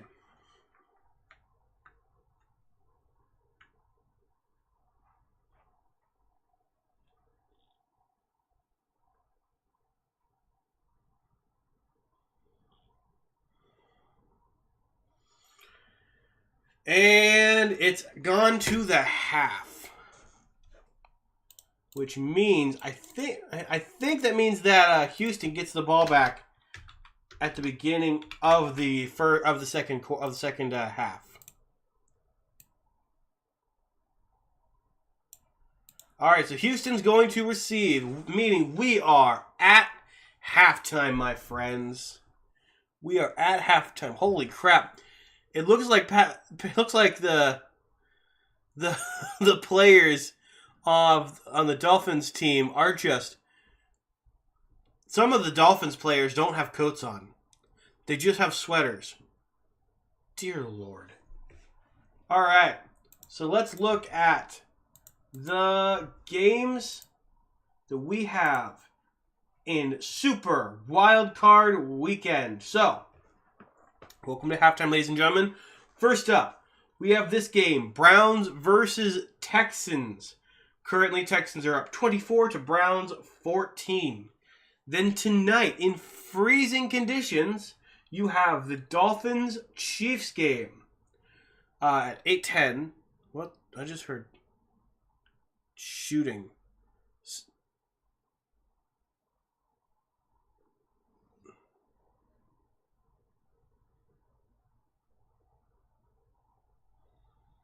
Wait. Anyway, so Dolphins Chiefs. How do I think this game's gonna go? Well, I think Chiefs this season have been really bad. But the Dolphins are very injured. So this game is not close because it's going to be a good game, but it's close because both of these teams probably should not be in the playoffs right now. But I'm going to pick the Dolphins to win this game just because even being injured, I think they're still a little better than the Chiefs. Next up, Packers-Cowboys. I hate both of those teams, but I hate the Cowboys more, so I'm rooting for the Packers. Do I think the Packers can win? I think they're the only team in the NFC right now that isn't like, I don't know, the Niners that can win against the Cowboys. So I think I'll put I wouldn't put money on the Packers, but I think tomorrow at 4:30 the Packers will end up winning. Next, tomorrow at 8:15 p.m., we have the Rams-Lions, the return of Matthew Stafford to Detroit and of Jared Goff to face his old team. Anyway, this game I think is going to come down to which team wants it more, and I honestly think that's going to be the Lions. Well, I'll be rooting for the Rams because I like Puka Nacua. I think he is a really good rookie and I want to see him do good. I think Detroit's got this. They want it too much, too badly. Then, Monday at 4:30 p.m., because of the cowards, we have Steelers at Bills. This game I have $5 on because I got $5. Why not? I have $5 the Steelers are going to beat the Bills, so I'm going to say that the Steelers are going to win this game. Do I have any reason to say that? No. Am I going to say it anyway? Yes. Next up, the final game of Super Wildcard Weekend. We have 8:15 on Monday, the Eagles-Buccaneers game. I'll be watching half of this from my job. And so, I think this game is one of those games that could be very close. I think it's probably... Honestly, I think the Buccaneers could easily win this game. If they play well, and the Eagles play like they have been playing, I think that they will both... I don't know, I think the Buccaneers could win this one. Now I'm going to listen to the halftime show, because I want to hear what they were talking about. Head coaches being fired.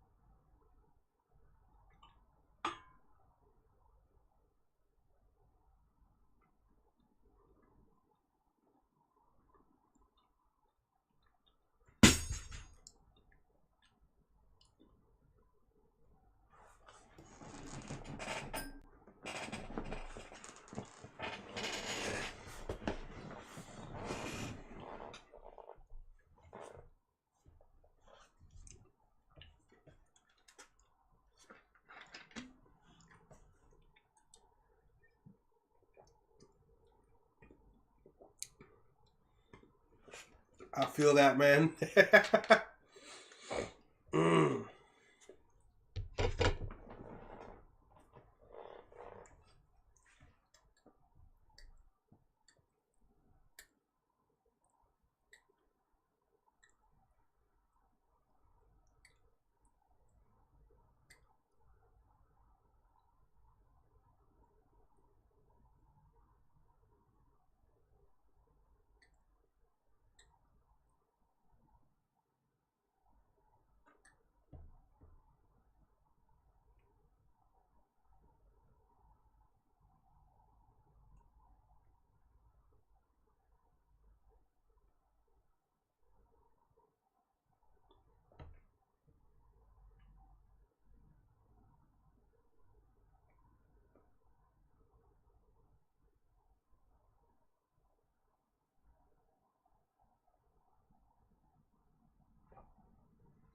Ooh, okay, so news.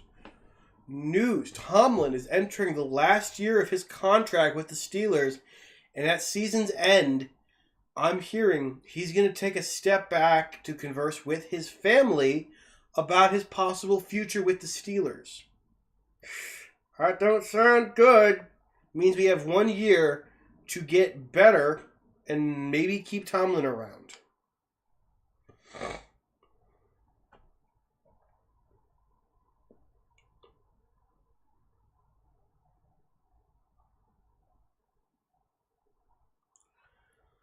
I mean, right now, Mike Tomlin is the longest tenured head coach in the NFL. He's been with the Steelers for 17 seasons, and I think that's how many seasons he's been in the NFL. Hmm.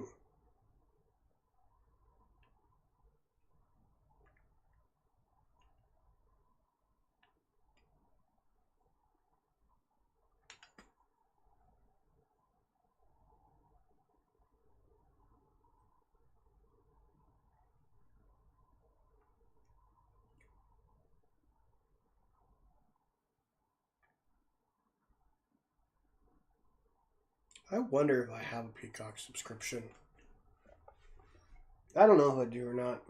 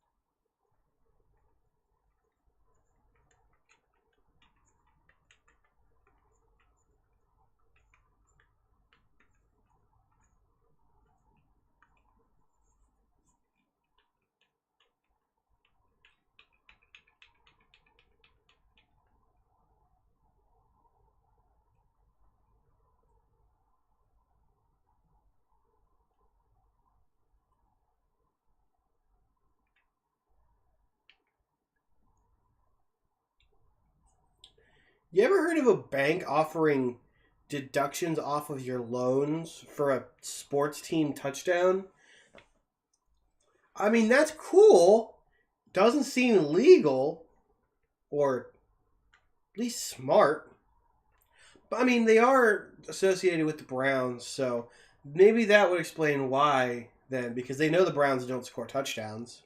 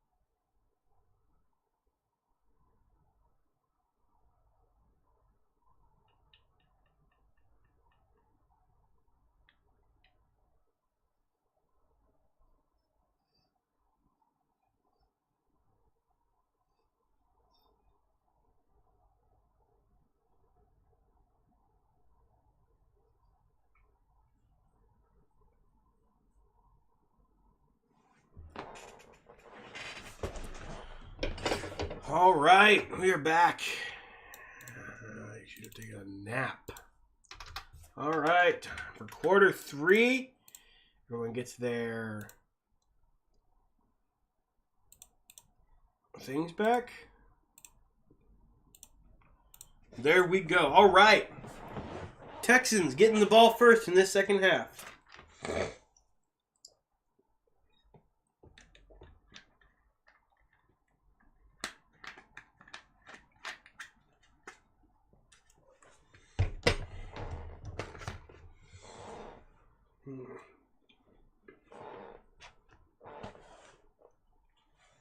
All right, Stroud in shotgun, takes a snap. It's going to be a handoff. And he's going to get to the line of scrimmage.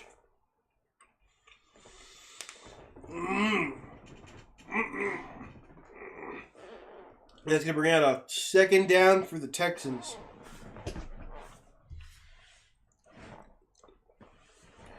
All right, so let's see what the Texans offense can do in this second half. Can they beat up on the Browns defense, and can they continue to push the ball forward? Stroud in shotgun, sends a man in motion, takes the snap. Stroud looking left, right, throws. It's caught, and first down for the Texans.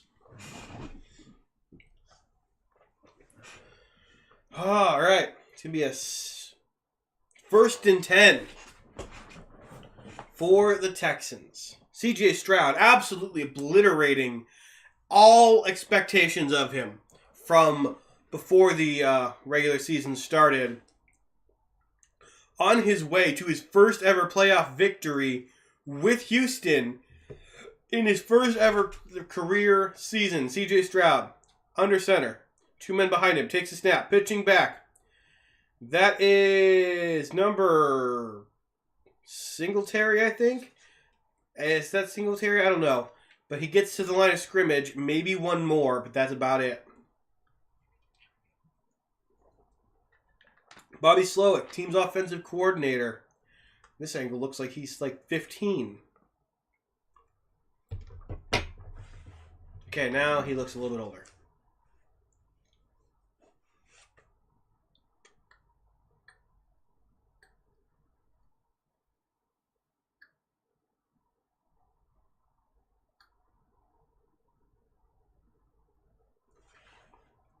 All right. Stroud from under center takes the snap.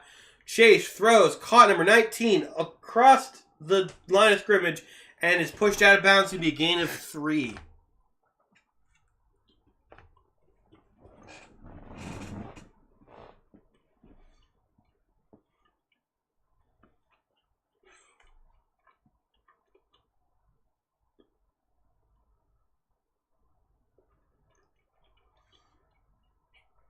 All right, Texans 3rd and 3.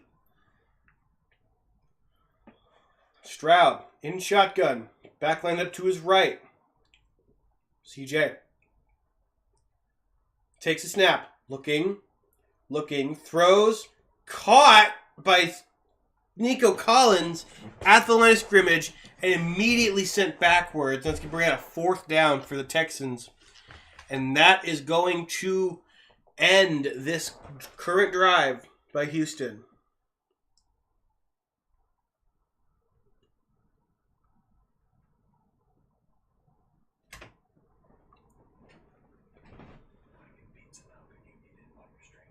Yeah. Okay. You can. You don't have to whisper. I'm trying to be stealthy. There's 4 people in there. They don't care. Yeah, cheese works. I think I'm one of them. Oh, probably. Thank you. All right. And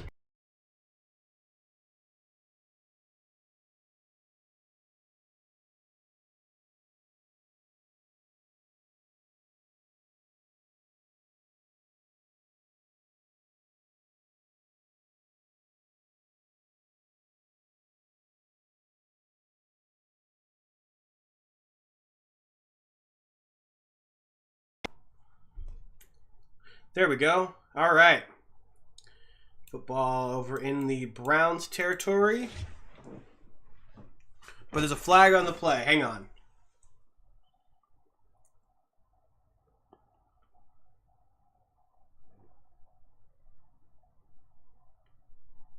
False start. This is a false start on one, holding on the other.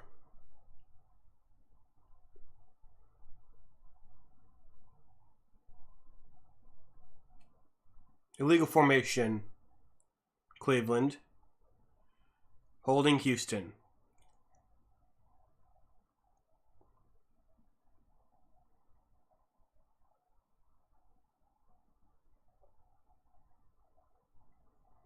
All right. So Houston is going to have to redo their last play. So they're probably going to re-kick it.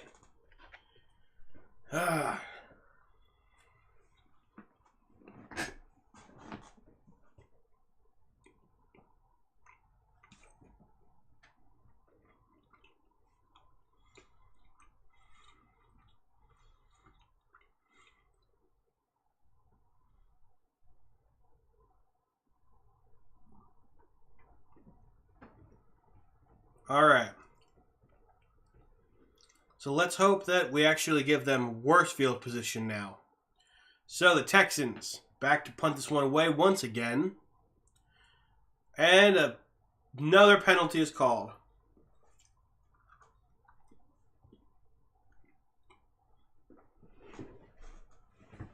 Offensive false start.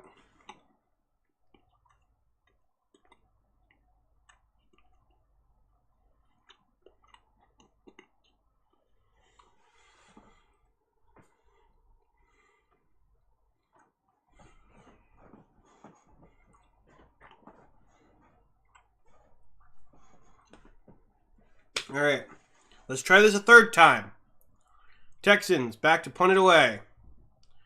And the punt is up, and it soars down, bouncing out of bounds at like maybe the 20-yard line.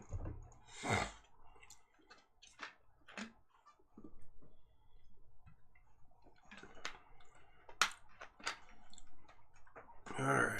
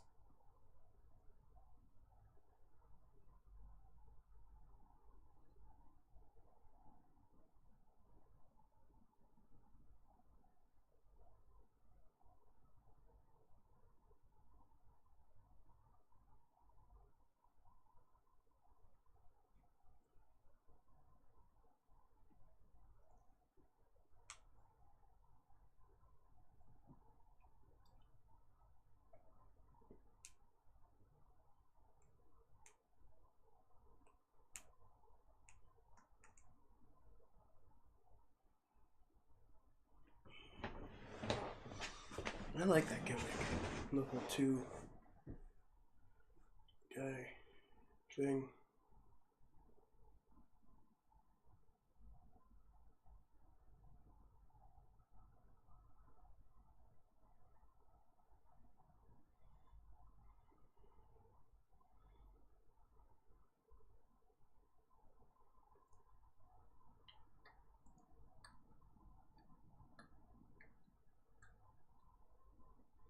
All right, Flacco under center with 1 minute in the backfield. Takes the snap, fakes a handoff, looking to throw. Throws toward the left side. It's caught, and he's brought down.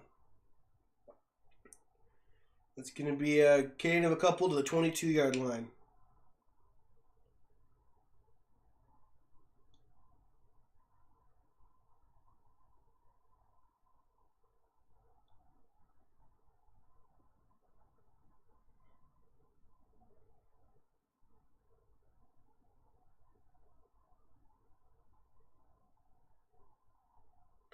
All right, Flacco under center. Sends a man in motion. One man in the backfield.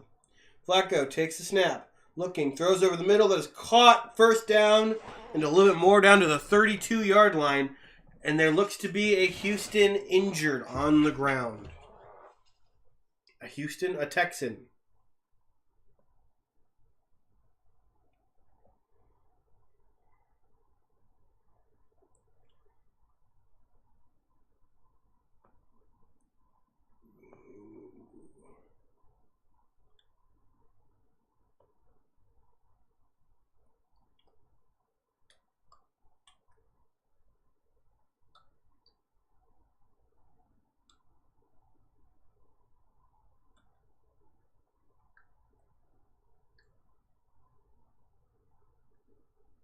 All right, he's up and he's walking off the field, so that's good. That's good. He doesn't look like he's too injured.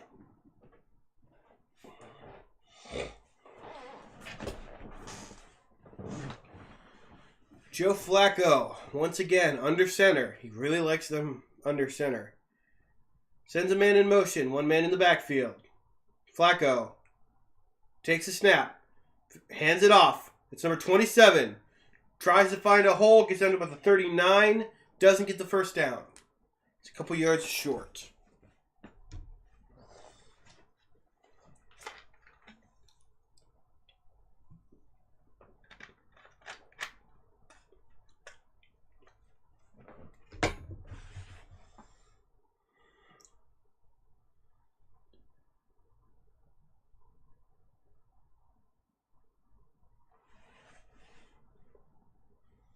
All right, Flacco, under center. Takes a snap. Hands it off. Number 34. Gets about one before he's wrapped up and sent backwards.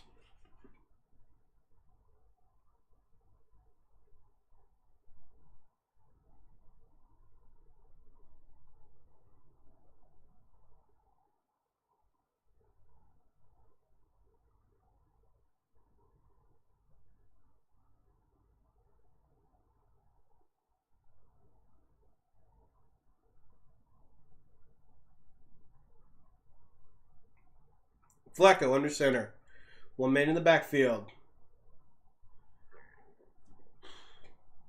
Cooper on the left side of the field. Flacco takes a snap. Looking. Fakes a handoff. Throws. Caught. Amari Cooper past the 50 in Houston territory.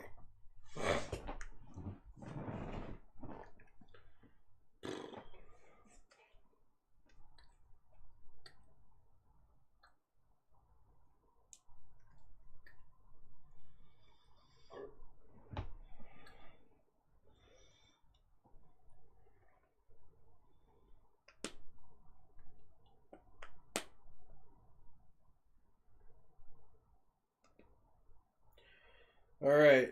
Flacco in shotgun. One man in the backfield takes a snap. Fakes a handoff. Looking. It's going to be a pitch to Ford. Ford looking for a hole. Finds one. Gets a yard and a flag flies. So who this flag is on is anyone's guess.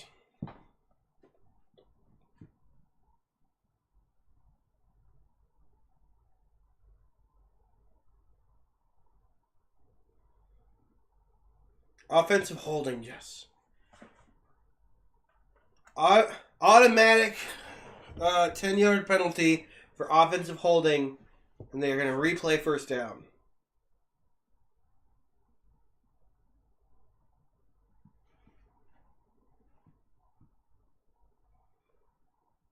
First and 20 now.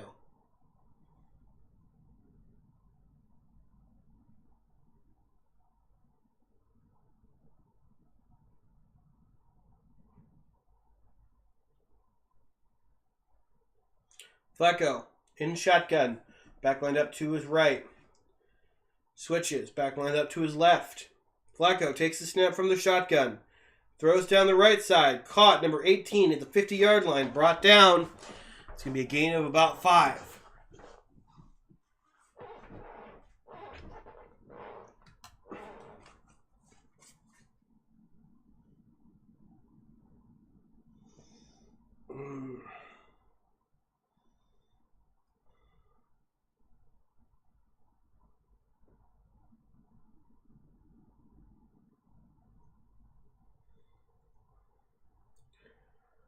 All right, Flacco in shotgun. Flacco takes the snap. Looking. Throws down the middle. That is caught for the first down. Oh my gosh. Blah. This sucks.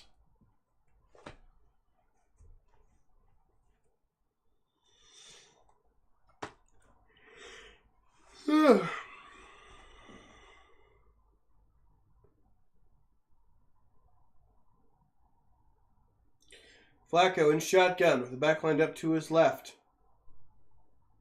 Flacco takes the snap. Dropping back. Pressure coming. Looking. Gets it away. It's intercepted by the defense. Number 21 has room. Has blockers. Can he make it to the 10? A pick 6 for Houston. Let's freaking go. 30-14 for the Houston Texans on that pick 6. Whoa, man. From the 18-yard line. Just puts on the jets and gets around people. Oh, man.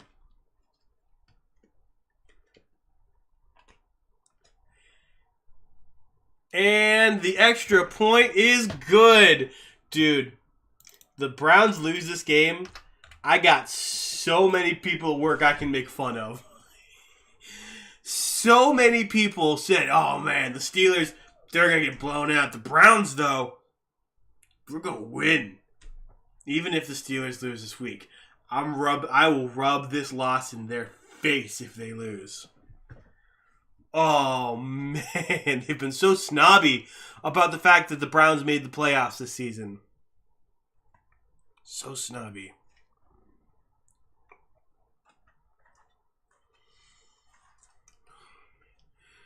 Who is my favorite football team?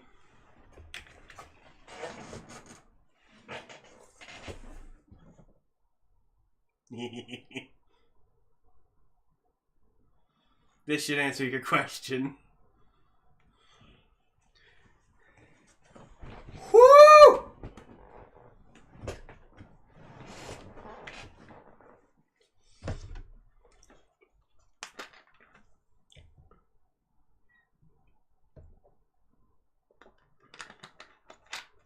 I'll just use my iPhone.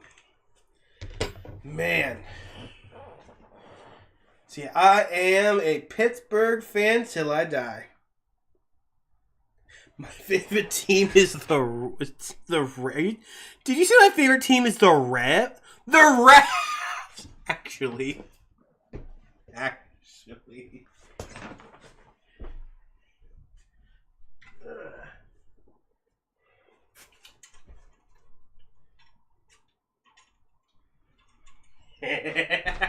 I do have a referee uniform back there. I bought it at Dick's Sporting Goods. It was for my my Halloween costume. I'm a Buffalo Bills fan and the Houston Texans fan. Man, so you and Tabsuf. We gotta find a way to shorten your name. Because I'm not going to say the angry Buffalo sports fan constantly. What about Tabs? Or Tab?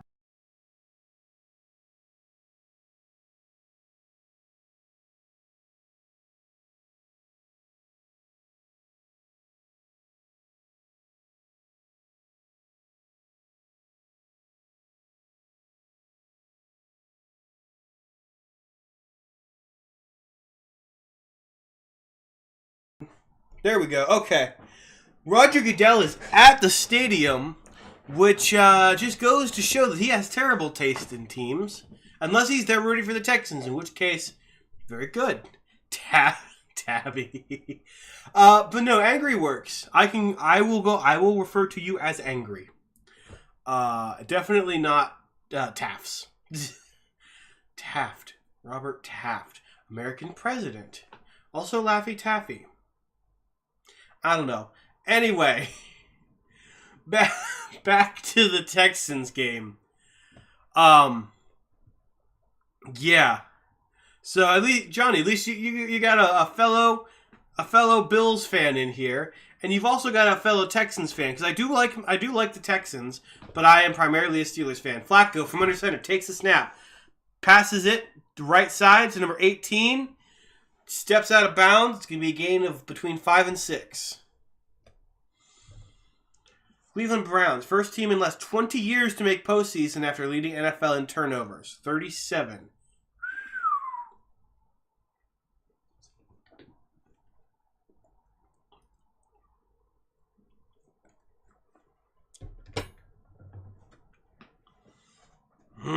All right. Time to make Joe Flacco have to go back home. Flacco in shotgun, takes a snap, fakes a handoff, looking, throws toward the right sideline. Number 18, does he get the first down? Dives for it. Ref drops the ball. And they don't give it to him. It's going to be 3rd down and 1.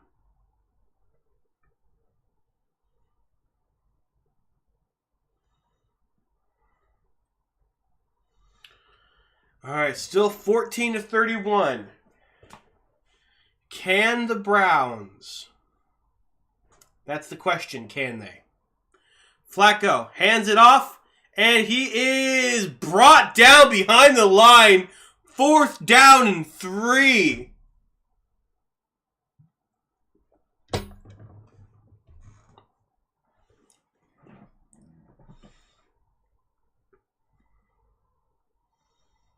Man.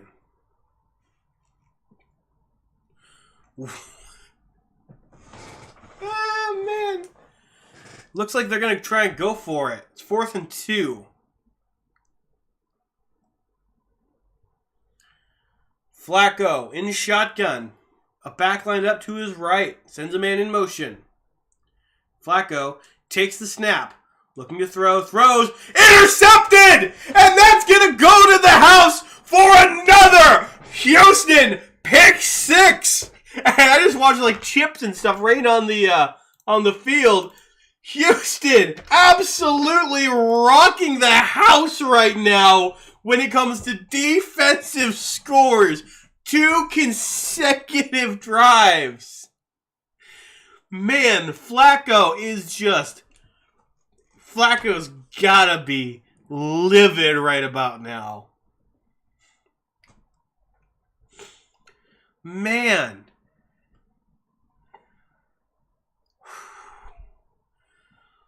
Oh.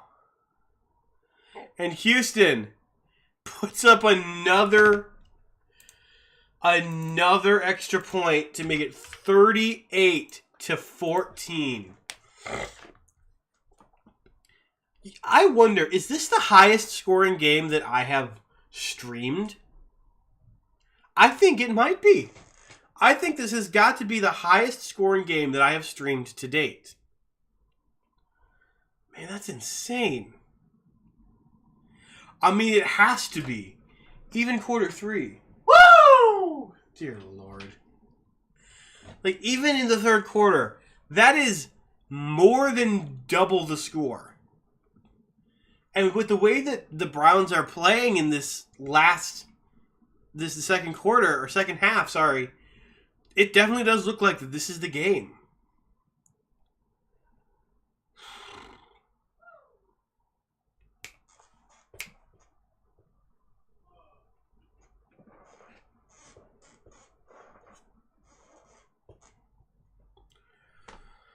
Oh, man. All of these commercials for food are making me hungry. And I have, like, mozzarella sticks in front of me from when I went to Olive Garden while waiting for my car to get worked on.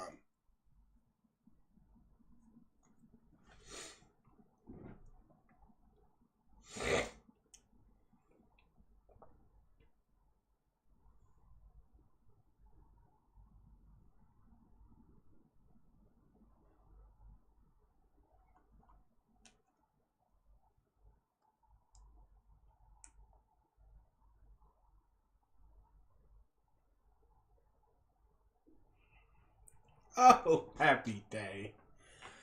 Oh, it would be a happy day if the Browns get absolutely dumped.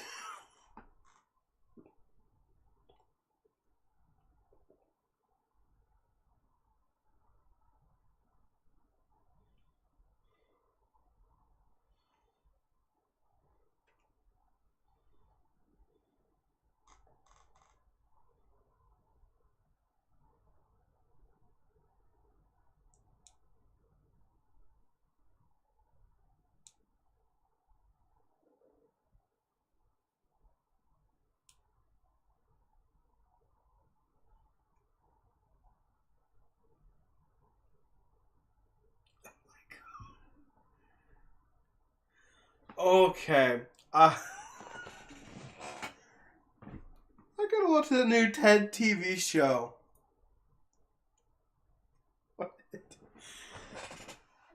was that? Okay. I have yet to move the ball from Cleveland on purpose, and Houston has scored twice. I kick it back to the Browns again. And this one soars through the end zone.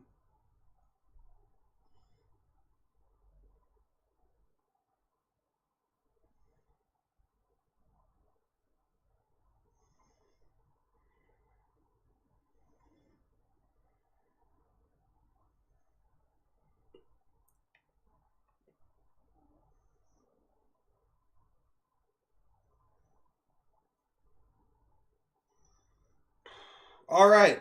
Flacco back out on the field after losing 7 points again. Takes the snap from the shotgun, looking to throw it. Screen pass to Ford, and he's taken out of bounds. Gain of 4.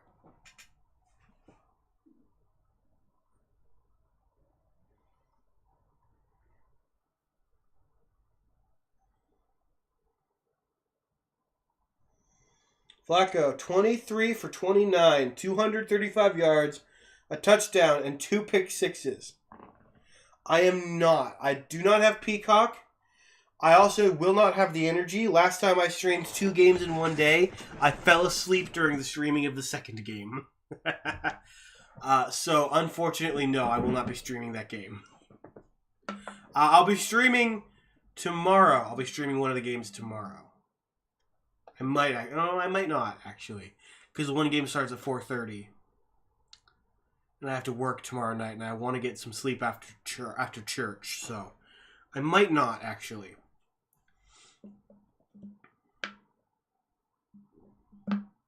All right, Flacco from shotgun takes a snap, looking to throw, throws it, gets it, makes a completion, and that's gonna be a first down.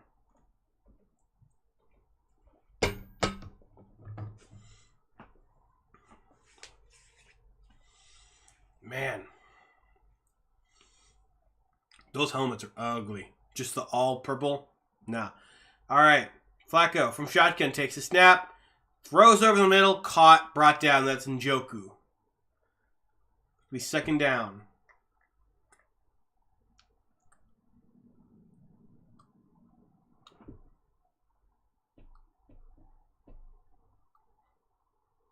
Flacco takes a snap from shotgun. Looking to throw. Throws over the middle, caught, dropped.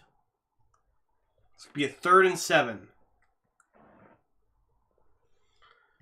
Oh. I might see if my buddy has Peacock. Though I probably won't stream that game. I'll probably just watch it while I try to get some sleep.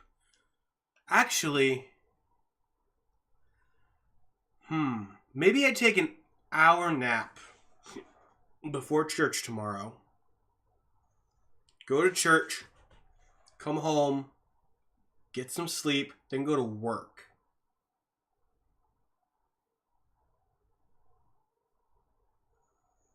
Maybe that's what I do.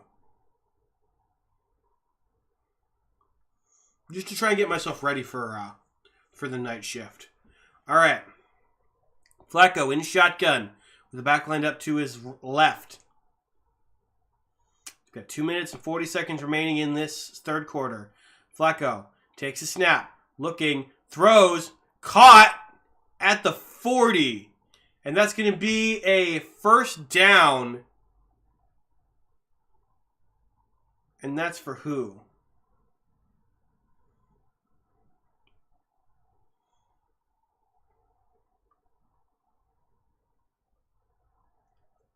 Number 88, that's Bryant. 3 receptions for 60 yards today. Flacco from shotgun takes the snap. Pressure coming. Gives it to somebody on the line. Or at least on the off. That was Ford, sorry. And he brought down. To be second down. I'm having trouble, man. I'm having trouble calling this game. My brain is just not working well. Or my brain's working, but my mouth ain't. Maybe they both ain't. Anyway, Flacco in shotgun, alone, takes the snap. Dropping back, looking, surveying, throws, deep down the right side.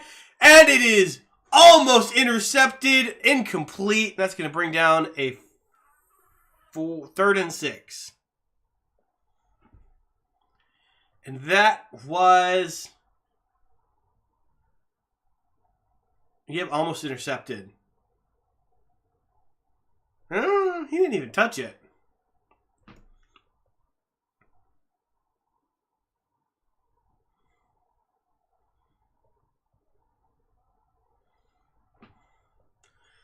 All right, Flacco in shotgun with the back lined up to his right.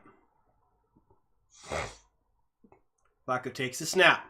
Looking, throws over the middle. Incomplete.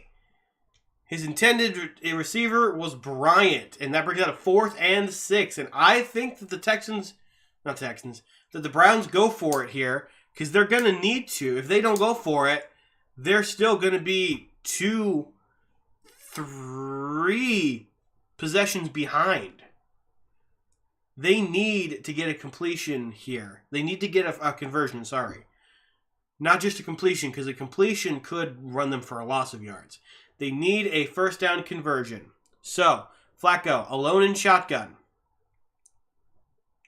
Brings a man out on his left side.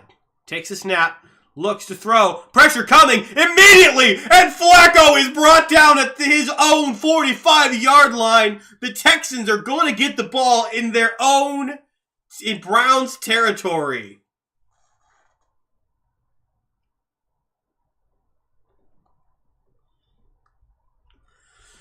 Man, the Browns' offensive line has fallen to pieces. And you know what? I'm happy for it.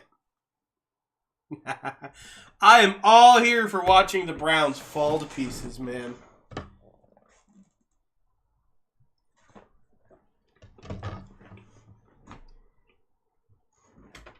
Woo! Woo!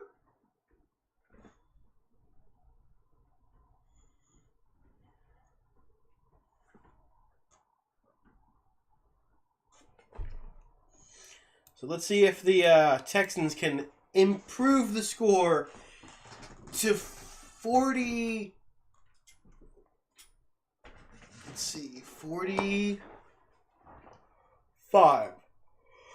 45.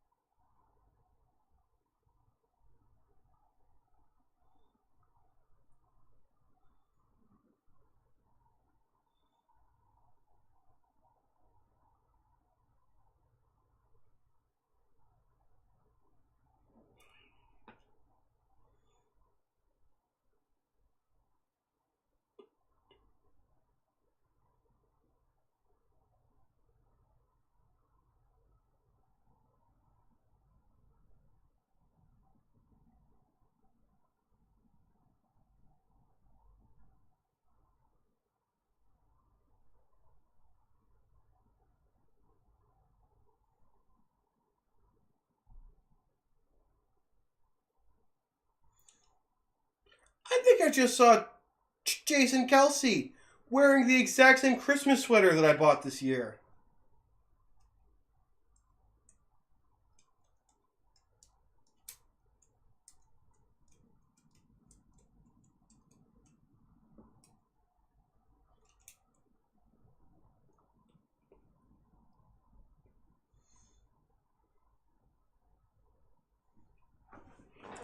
All right, Houston has the ball in midfield.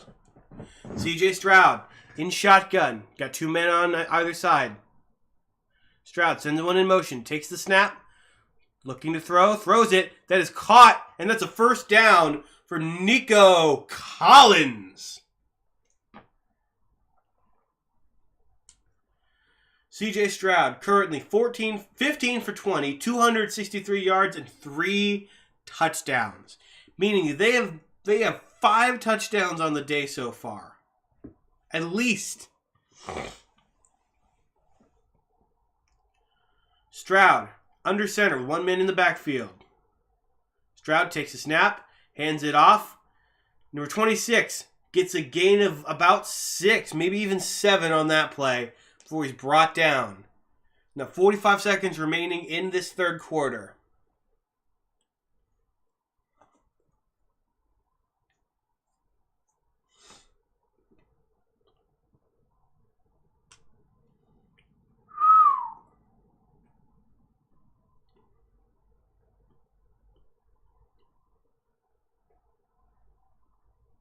All right, 2nd and 5. C.J. Stroud in shotgun with the back line up to his right.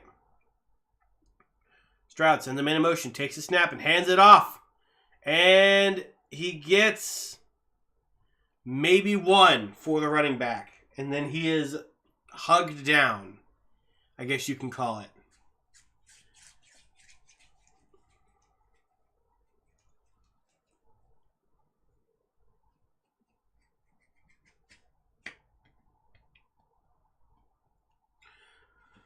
Oh, man. To watch Joe... Why does Joe Flacco look like Joe from Family Guy, kind of?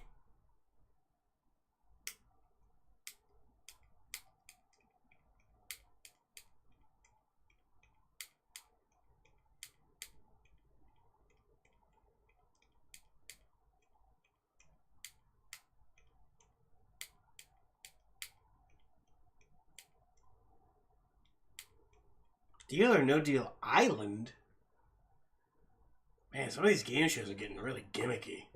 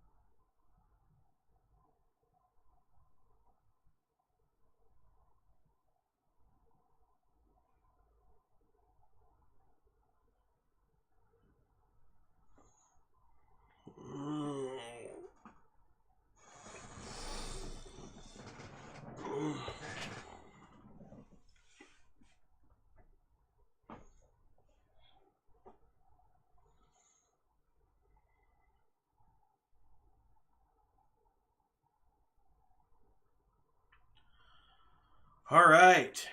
C.J. Stroud in shotgun. Back lined up to his right. Stroud, left, sorry, takes the snap.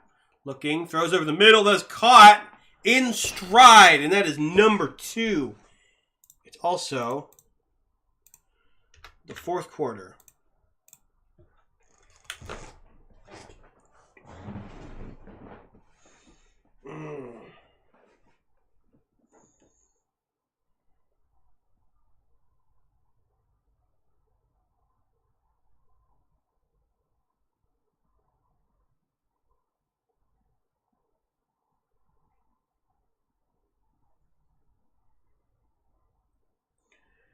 Stroud, under center, 2 men in the backfield. Stroud takes a snap. It can be a handoff. And he's going to make it past the 20 to about the 19.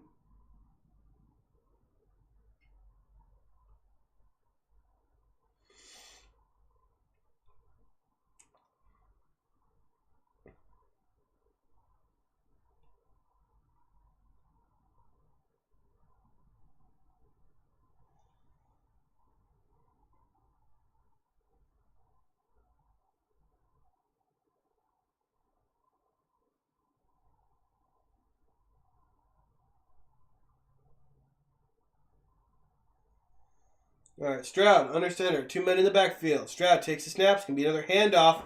He's got Singletary's got room. He's got blockers. Singletary's got a touchdown. The Texans just building the score over and over and over again. Now, that would be an interesting score.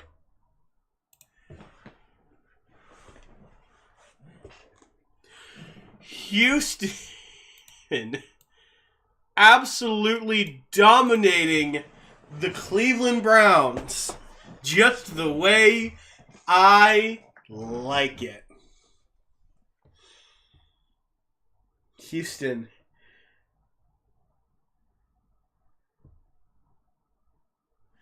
+1, and there was a flag for offsides.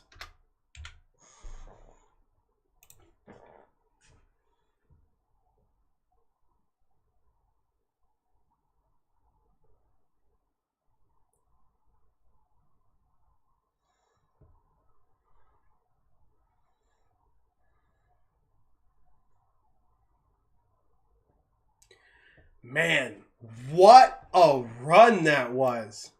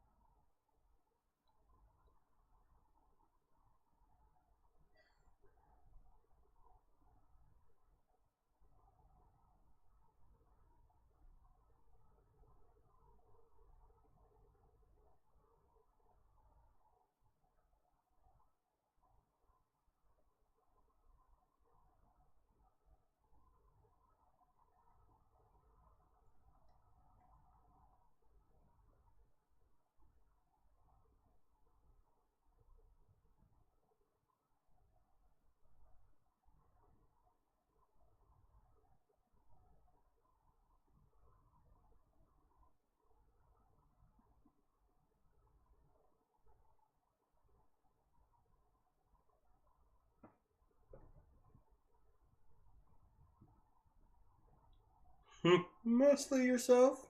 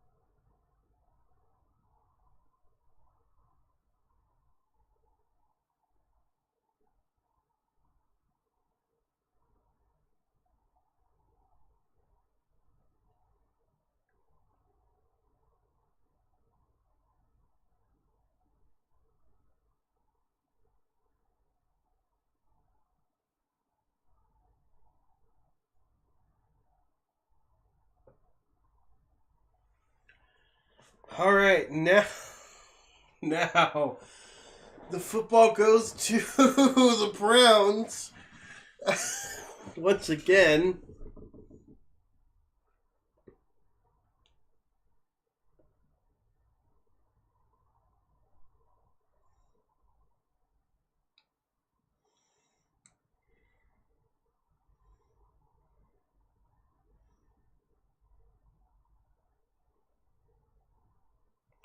Oh, so the Ravens play the lowest remaining seed, so that could be us. Flacco from shotgun takes the snap, hands off to the running back. The running back finds a little bit of space, gets about 2. I don't like the whole playoff bracket of like, oh, the highest seed plays the lowest seed and stuff like that. Because basically that's saying if you're the higher seed, oh, it's okay, you're going to get a bye basically. Depending on what, because like the 1 seed playing the 7 seed, I don't like that. The 1 should play the 2, the 3 should play the 4, the 5 should play the 6, or the 1 should get off, 2 plays 3, 4 plays 5, 6 plays 7. Then you go from there and you just do matchups. Flacco takes the snap, hands off to the running back. Running back gets to about the 30 and is brought down. It's going to be another gain of 2. Brings out a 3rd down.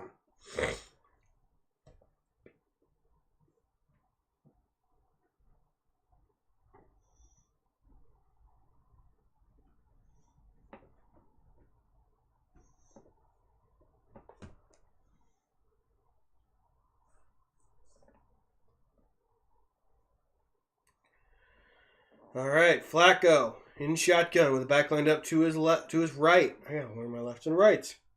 Flacco sends a man in motion, takes a snap, looking, throw, nope, doesn't throw, runs, gets the first and goes down, crashing at about the 40.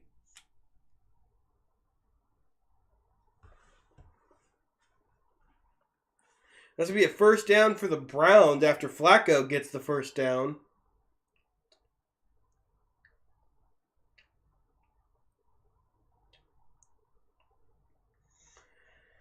Flacco takes the snap from the shotgun, hands it off to his running back, who gets brought down in the backfield. It's going to be a loss of 2 or 3.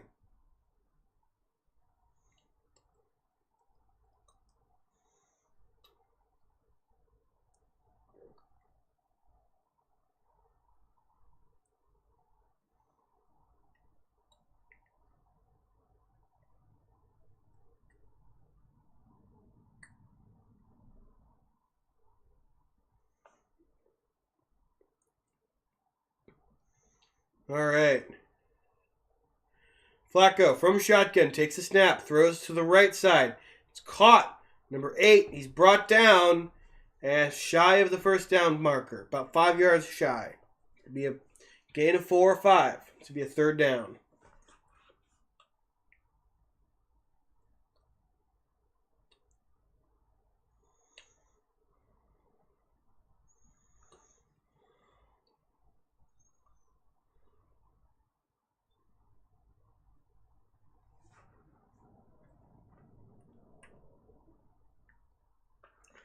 Flacco, 3rd and 5 in shotgun. Back lined up to his left. 10 minutes to go. Takes the snap. Drops back, looking, pressure, screen, and to Hunt, and he is down. 2 yards shy of the yard to gain, and that's going to bring out a 4th down.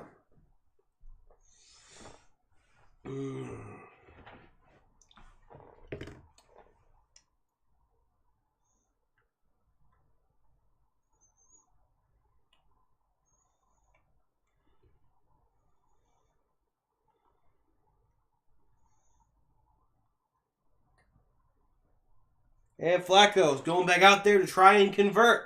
So it's 4th and 3. Flacco in shotgun. Got a back line up to his left. Flacco takes a snap. Looking. Pressure coming. He goes to throw. It is dropped. It is dropped, and the Texans are going to get the ball back with very good yard position again.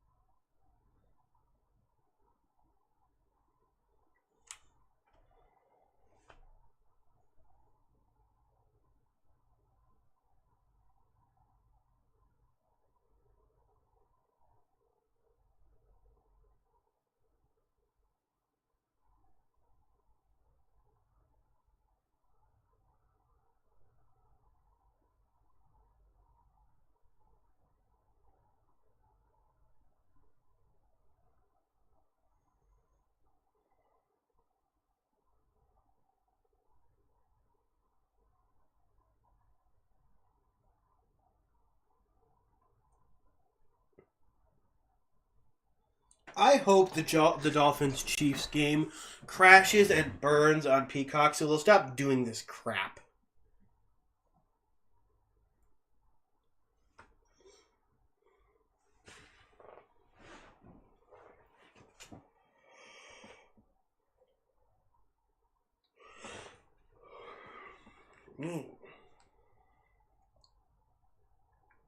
-4 in Kansas City. Feels like -23. CJ Stroud under center. Hands off the ball. And maybe one game.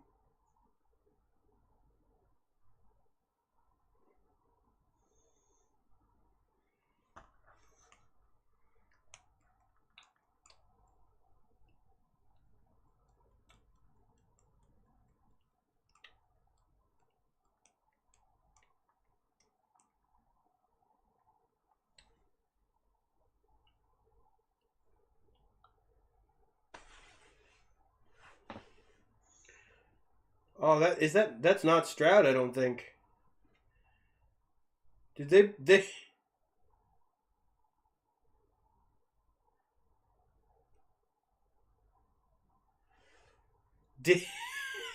Davis Mills now out on the field for the Texans, 45-14. Yeah, they're basically showing it's over. They don't even need CJ Stroud out there anymore. They're up high enough. Stroud chilling out on the sideline. It's 3rd and 9 for the Texans. Flacco does not look amused right now. All right, Davis Mills in shotgun with the back lined up to his left. Mills takes the snap, looking, throws a screen, it's picked up on number 8. He's going to go past the 40 to about the 39, but it's going to be 4th down. They're not going to get the first.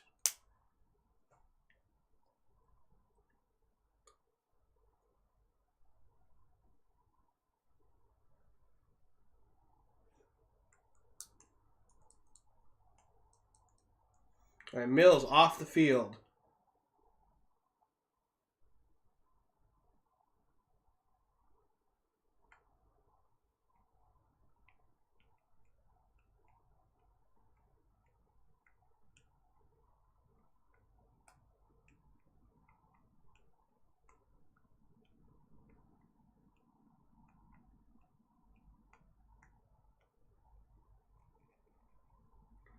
Oh, and there's a flag.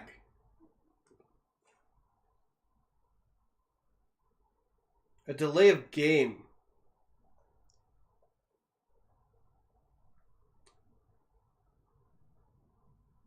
All right, and they're going to punt it.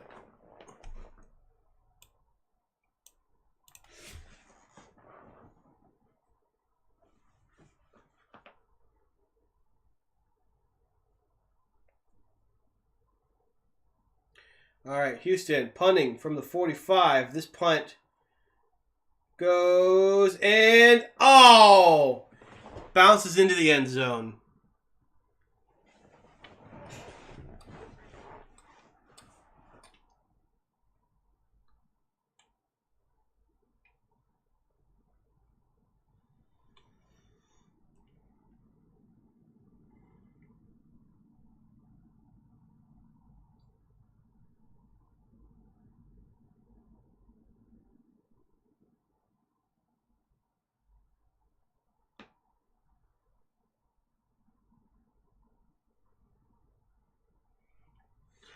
Oh, that was mean.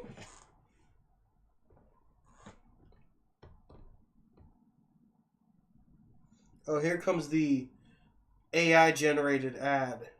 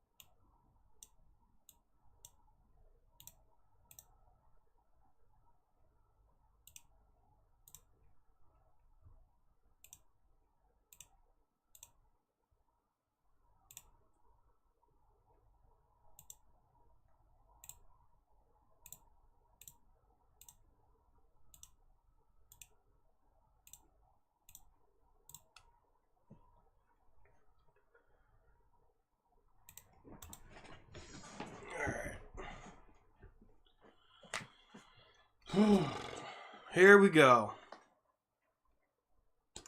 All right, 2nd and 11 for Cleveland. 6.5 minutes left to go in this ball game. Cleveland trailing 14-45. Can Cleveland make a comeback? Let's hope not. All right, Joe Flacco in shotgun with the back line up to his right. Flacco takes a snap. It's going to be a handoff. Kareem Hunt finds a lane, gets a first down, and is brought down beyond the 30.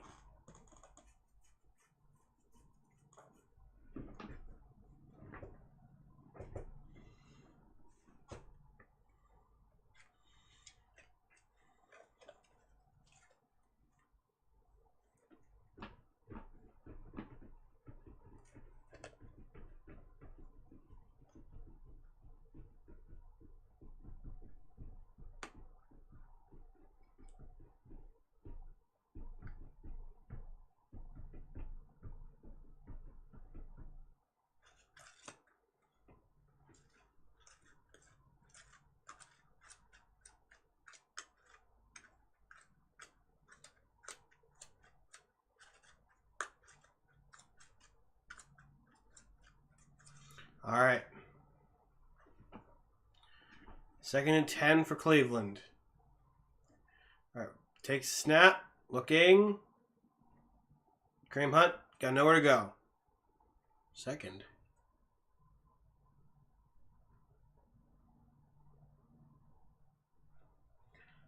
I missed something?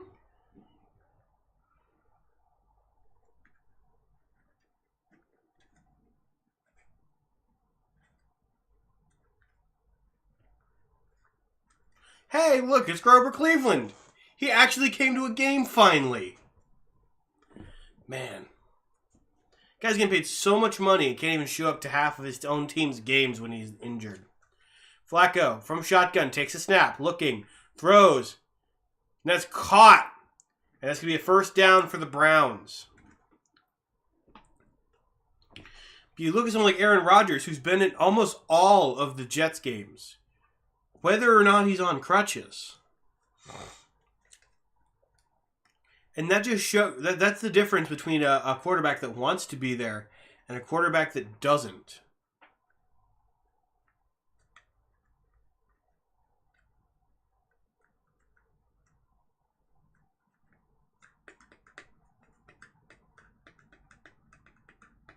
All right.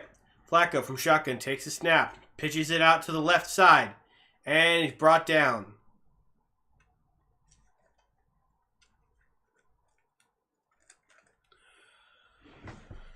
One more hour until basically all NFL fans in America rages the TV when NBC shows Deal or No Deal instead of the Chiefs, Miami and Kansas City, unaffected due to NFL rules requiring it to be free.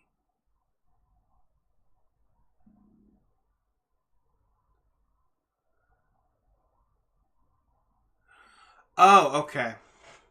Flacco caught over the middle, first down. I don't care. I don't care for either of them teams, Dolphins or Chiefs. I'm gonna be honest with you, Chief. I don't. I wasn't gonna watch it anyway. I was probably gonna play Madden, because that's what I was planning on doing. All of Canada unaffected because TSN.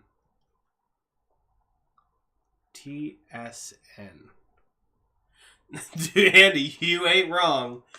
If you anything, you ain't. If you doing anything, what you ain't doing is lying.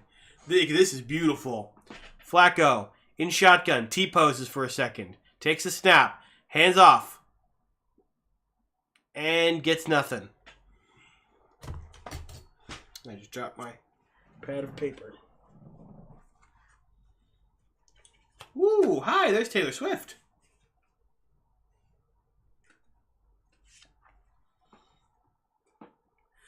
Oh, dear Lord. One of the guys has got a sign that says Dolphins don't belong in the snow. I mean, the snow is basically water. Flacco, flushed out, pressure, gets it away, gets it to number 88, Bryant, and he's brought down. It's all cosmetic now. TSN and CTV. Browns thought they were all that. They did, man. They really did. Ladies and gentlemen, you are now witnessing the end of the 2023-24 Browns. I'll give a standing ovation for the end of the Browns. Let's just hope we also don't see the end of the Steelers. That would be kind of bad. All right, Ford trying to find a hole. Gets brought down. It's now 4th and 6 or something. I'm not even giving any effort into calling for the Browns at this point. Nothing's going to change. At least Taylor Swift appeared on NBC nationally. Not just, at least once. There you go. I mean, I feel like it was an obligation. I feel like it was. All they did just to get first rounded. I wasn't even thinking about that, but yeah, they did so much this season just to get first rounded by the Texans. Oh, I love this. Buffalo. Nothing, okay.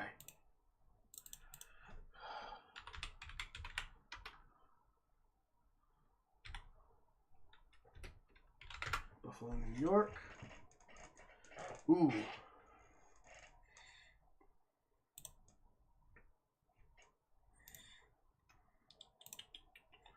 Grab you. We'll use you.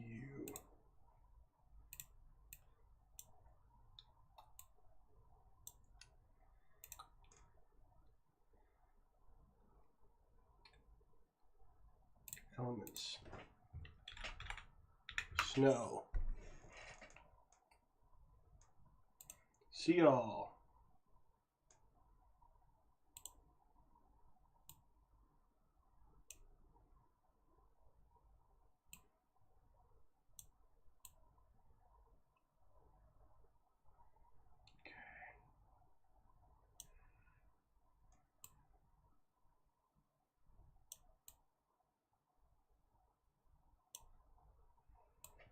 This is going to take forever. Trying to add snow to the image for the Steelers-Bills game. And they're all like super small images.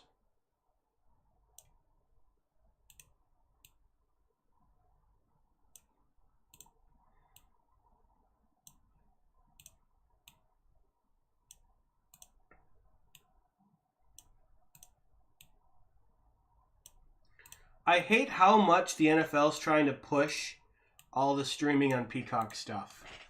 Like, it's ridiculous.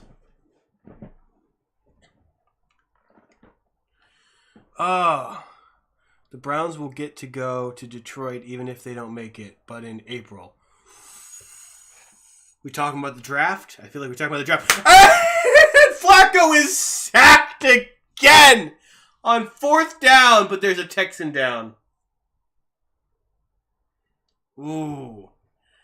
Dear Lord. Speaking of Steelers-Bills, it will not be on Sunday at 1 p.m. Instead, we will have Monday Night Football or Monday afternoon football on CBS. I do know that, Charles. I was seeing that.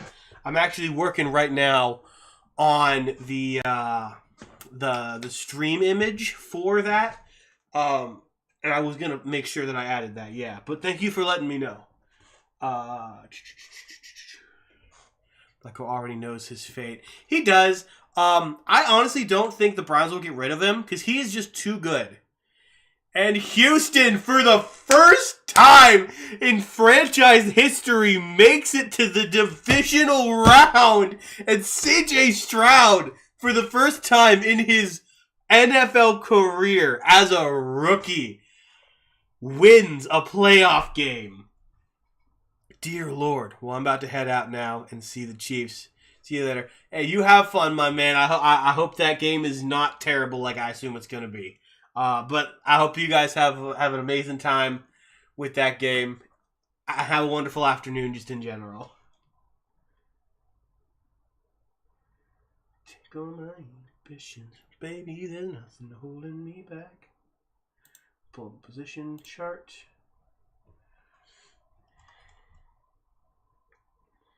Okay, these are all snow layers. So I'm gonna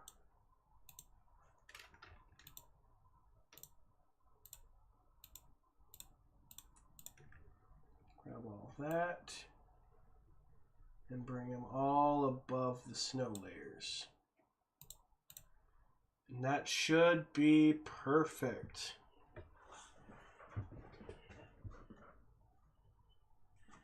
And there we go. It's final, baby. It is final. Houston. Man. The Browns, there's going to be... Flacco, you can see the look of like, what just happened on Flacco's face. Myles Garrett, done. If he wins Defensive Player of the Year after that, he shouldn't. He should not.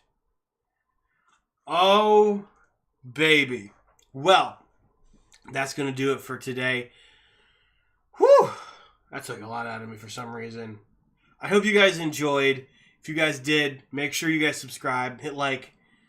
Man, my head is starting to hurt. Oof. And I'll see you guys back here again Monday afternoon at 4:30 for Steelers Bills.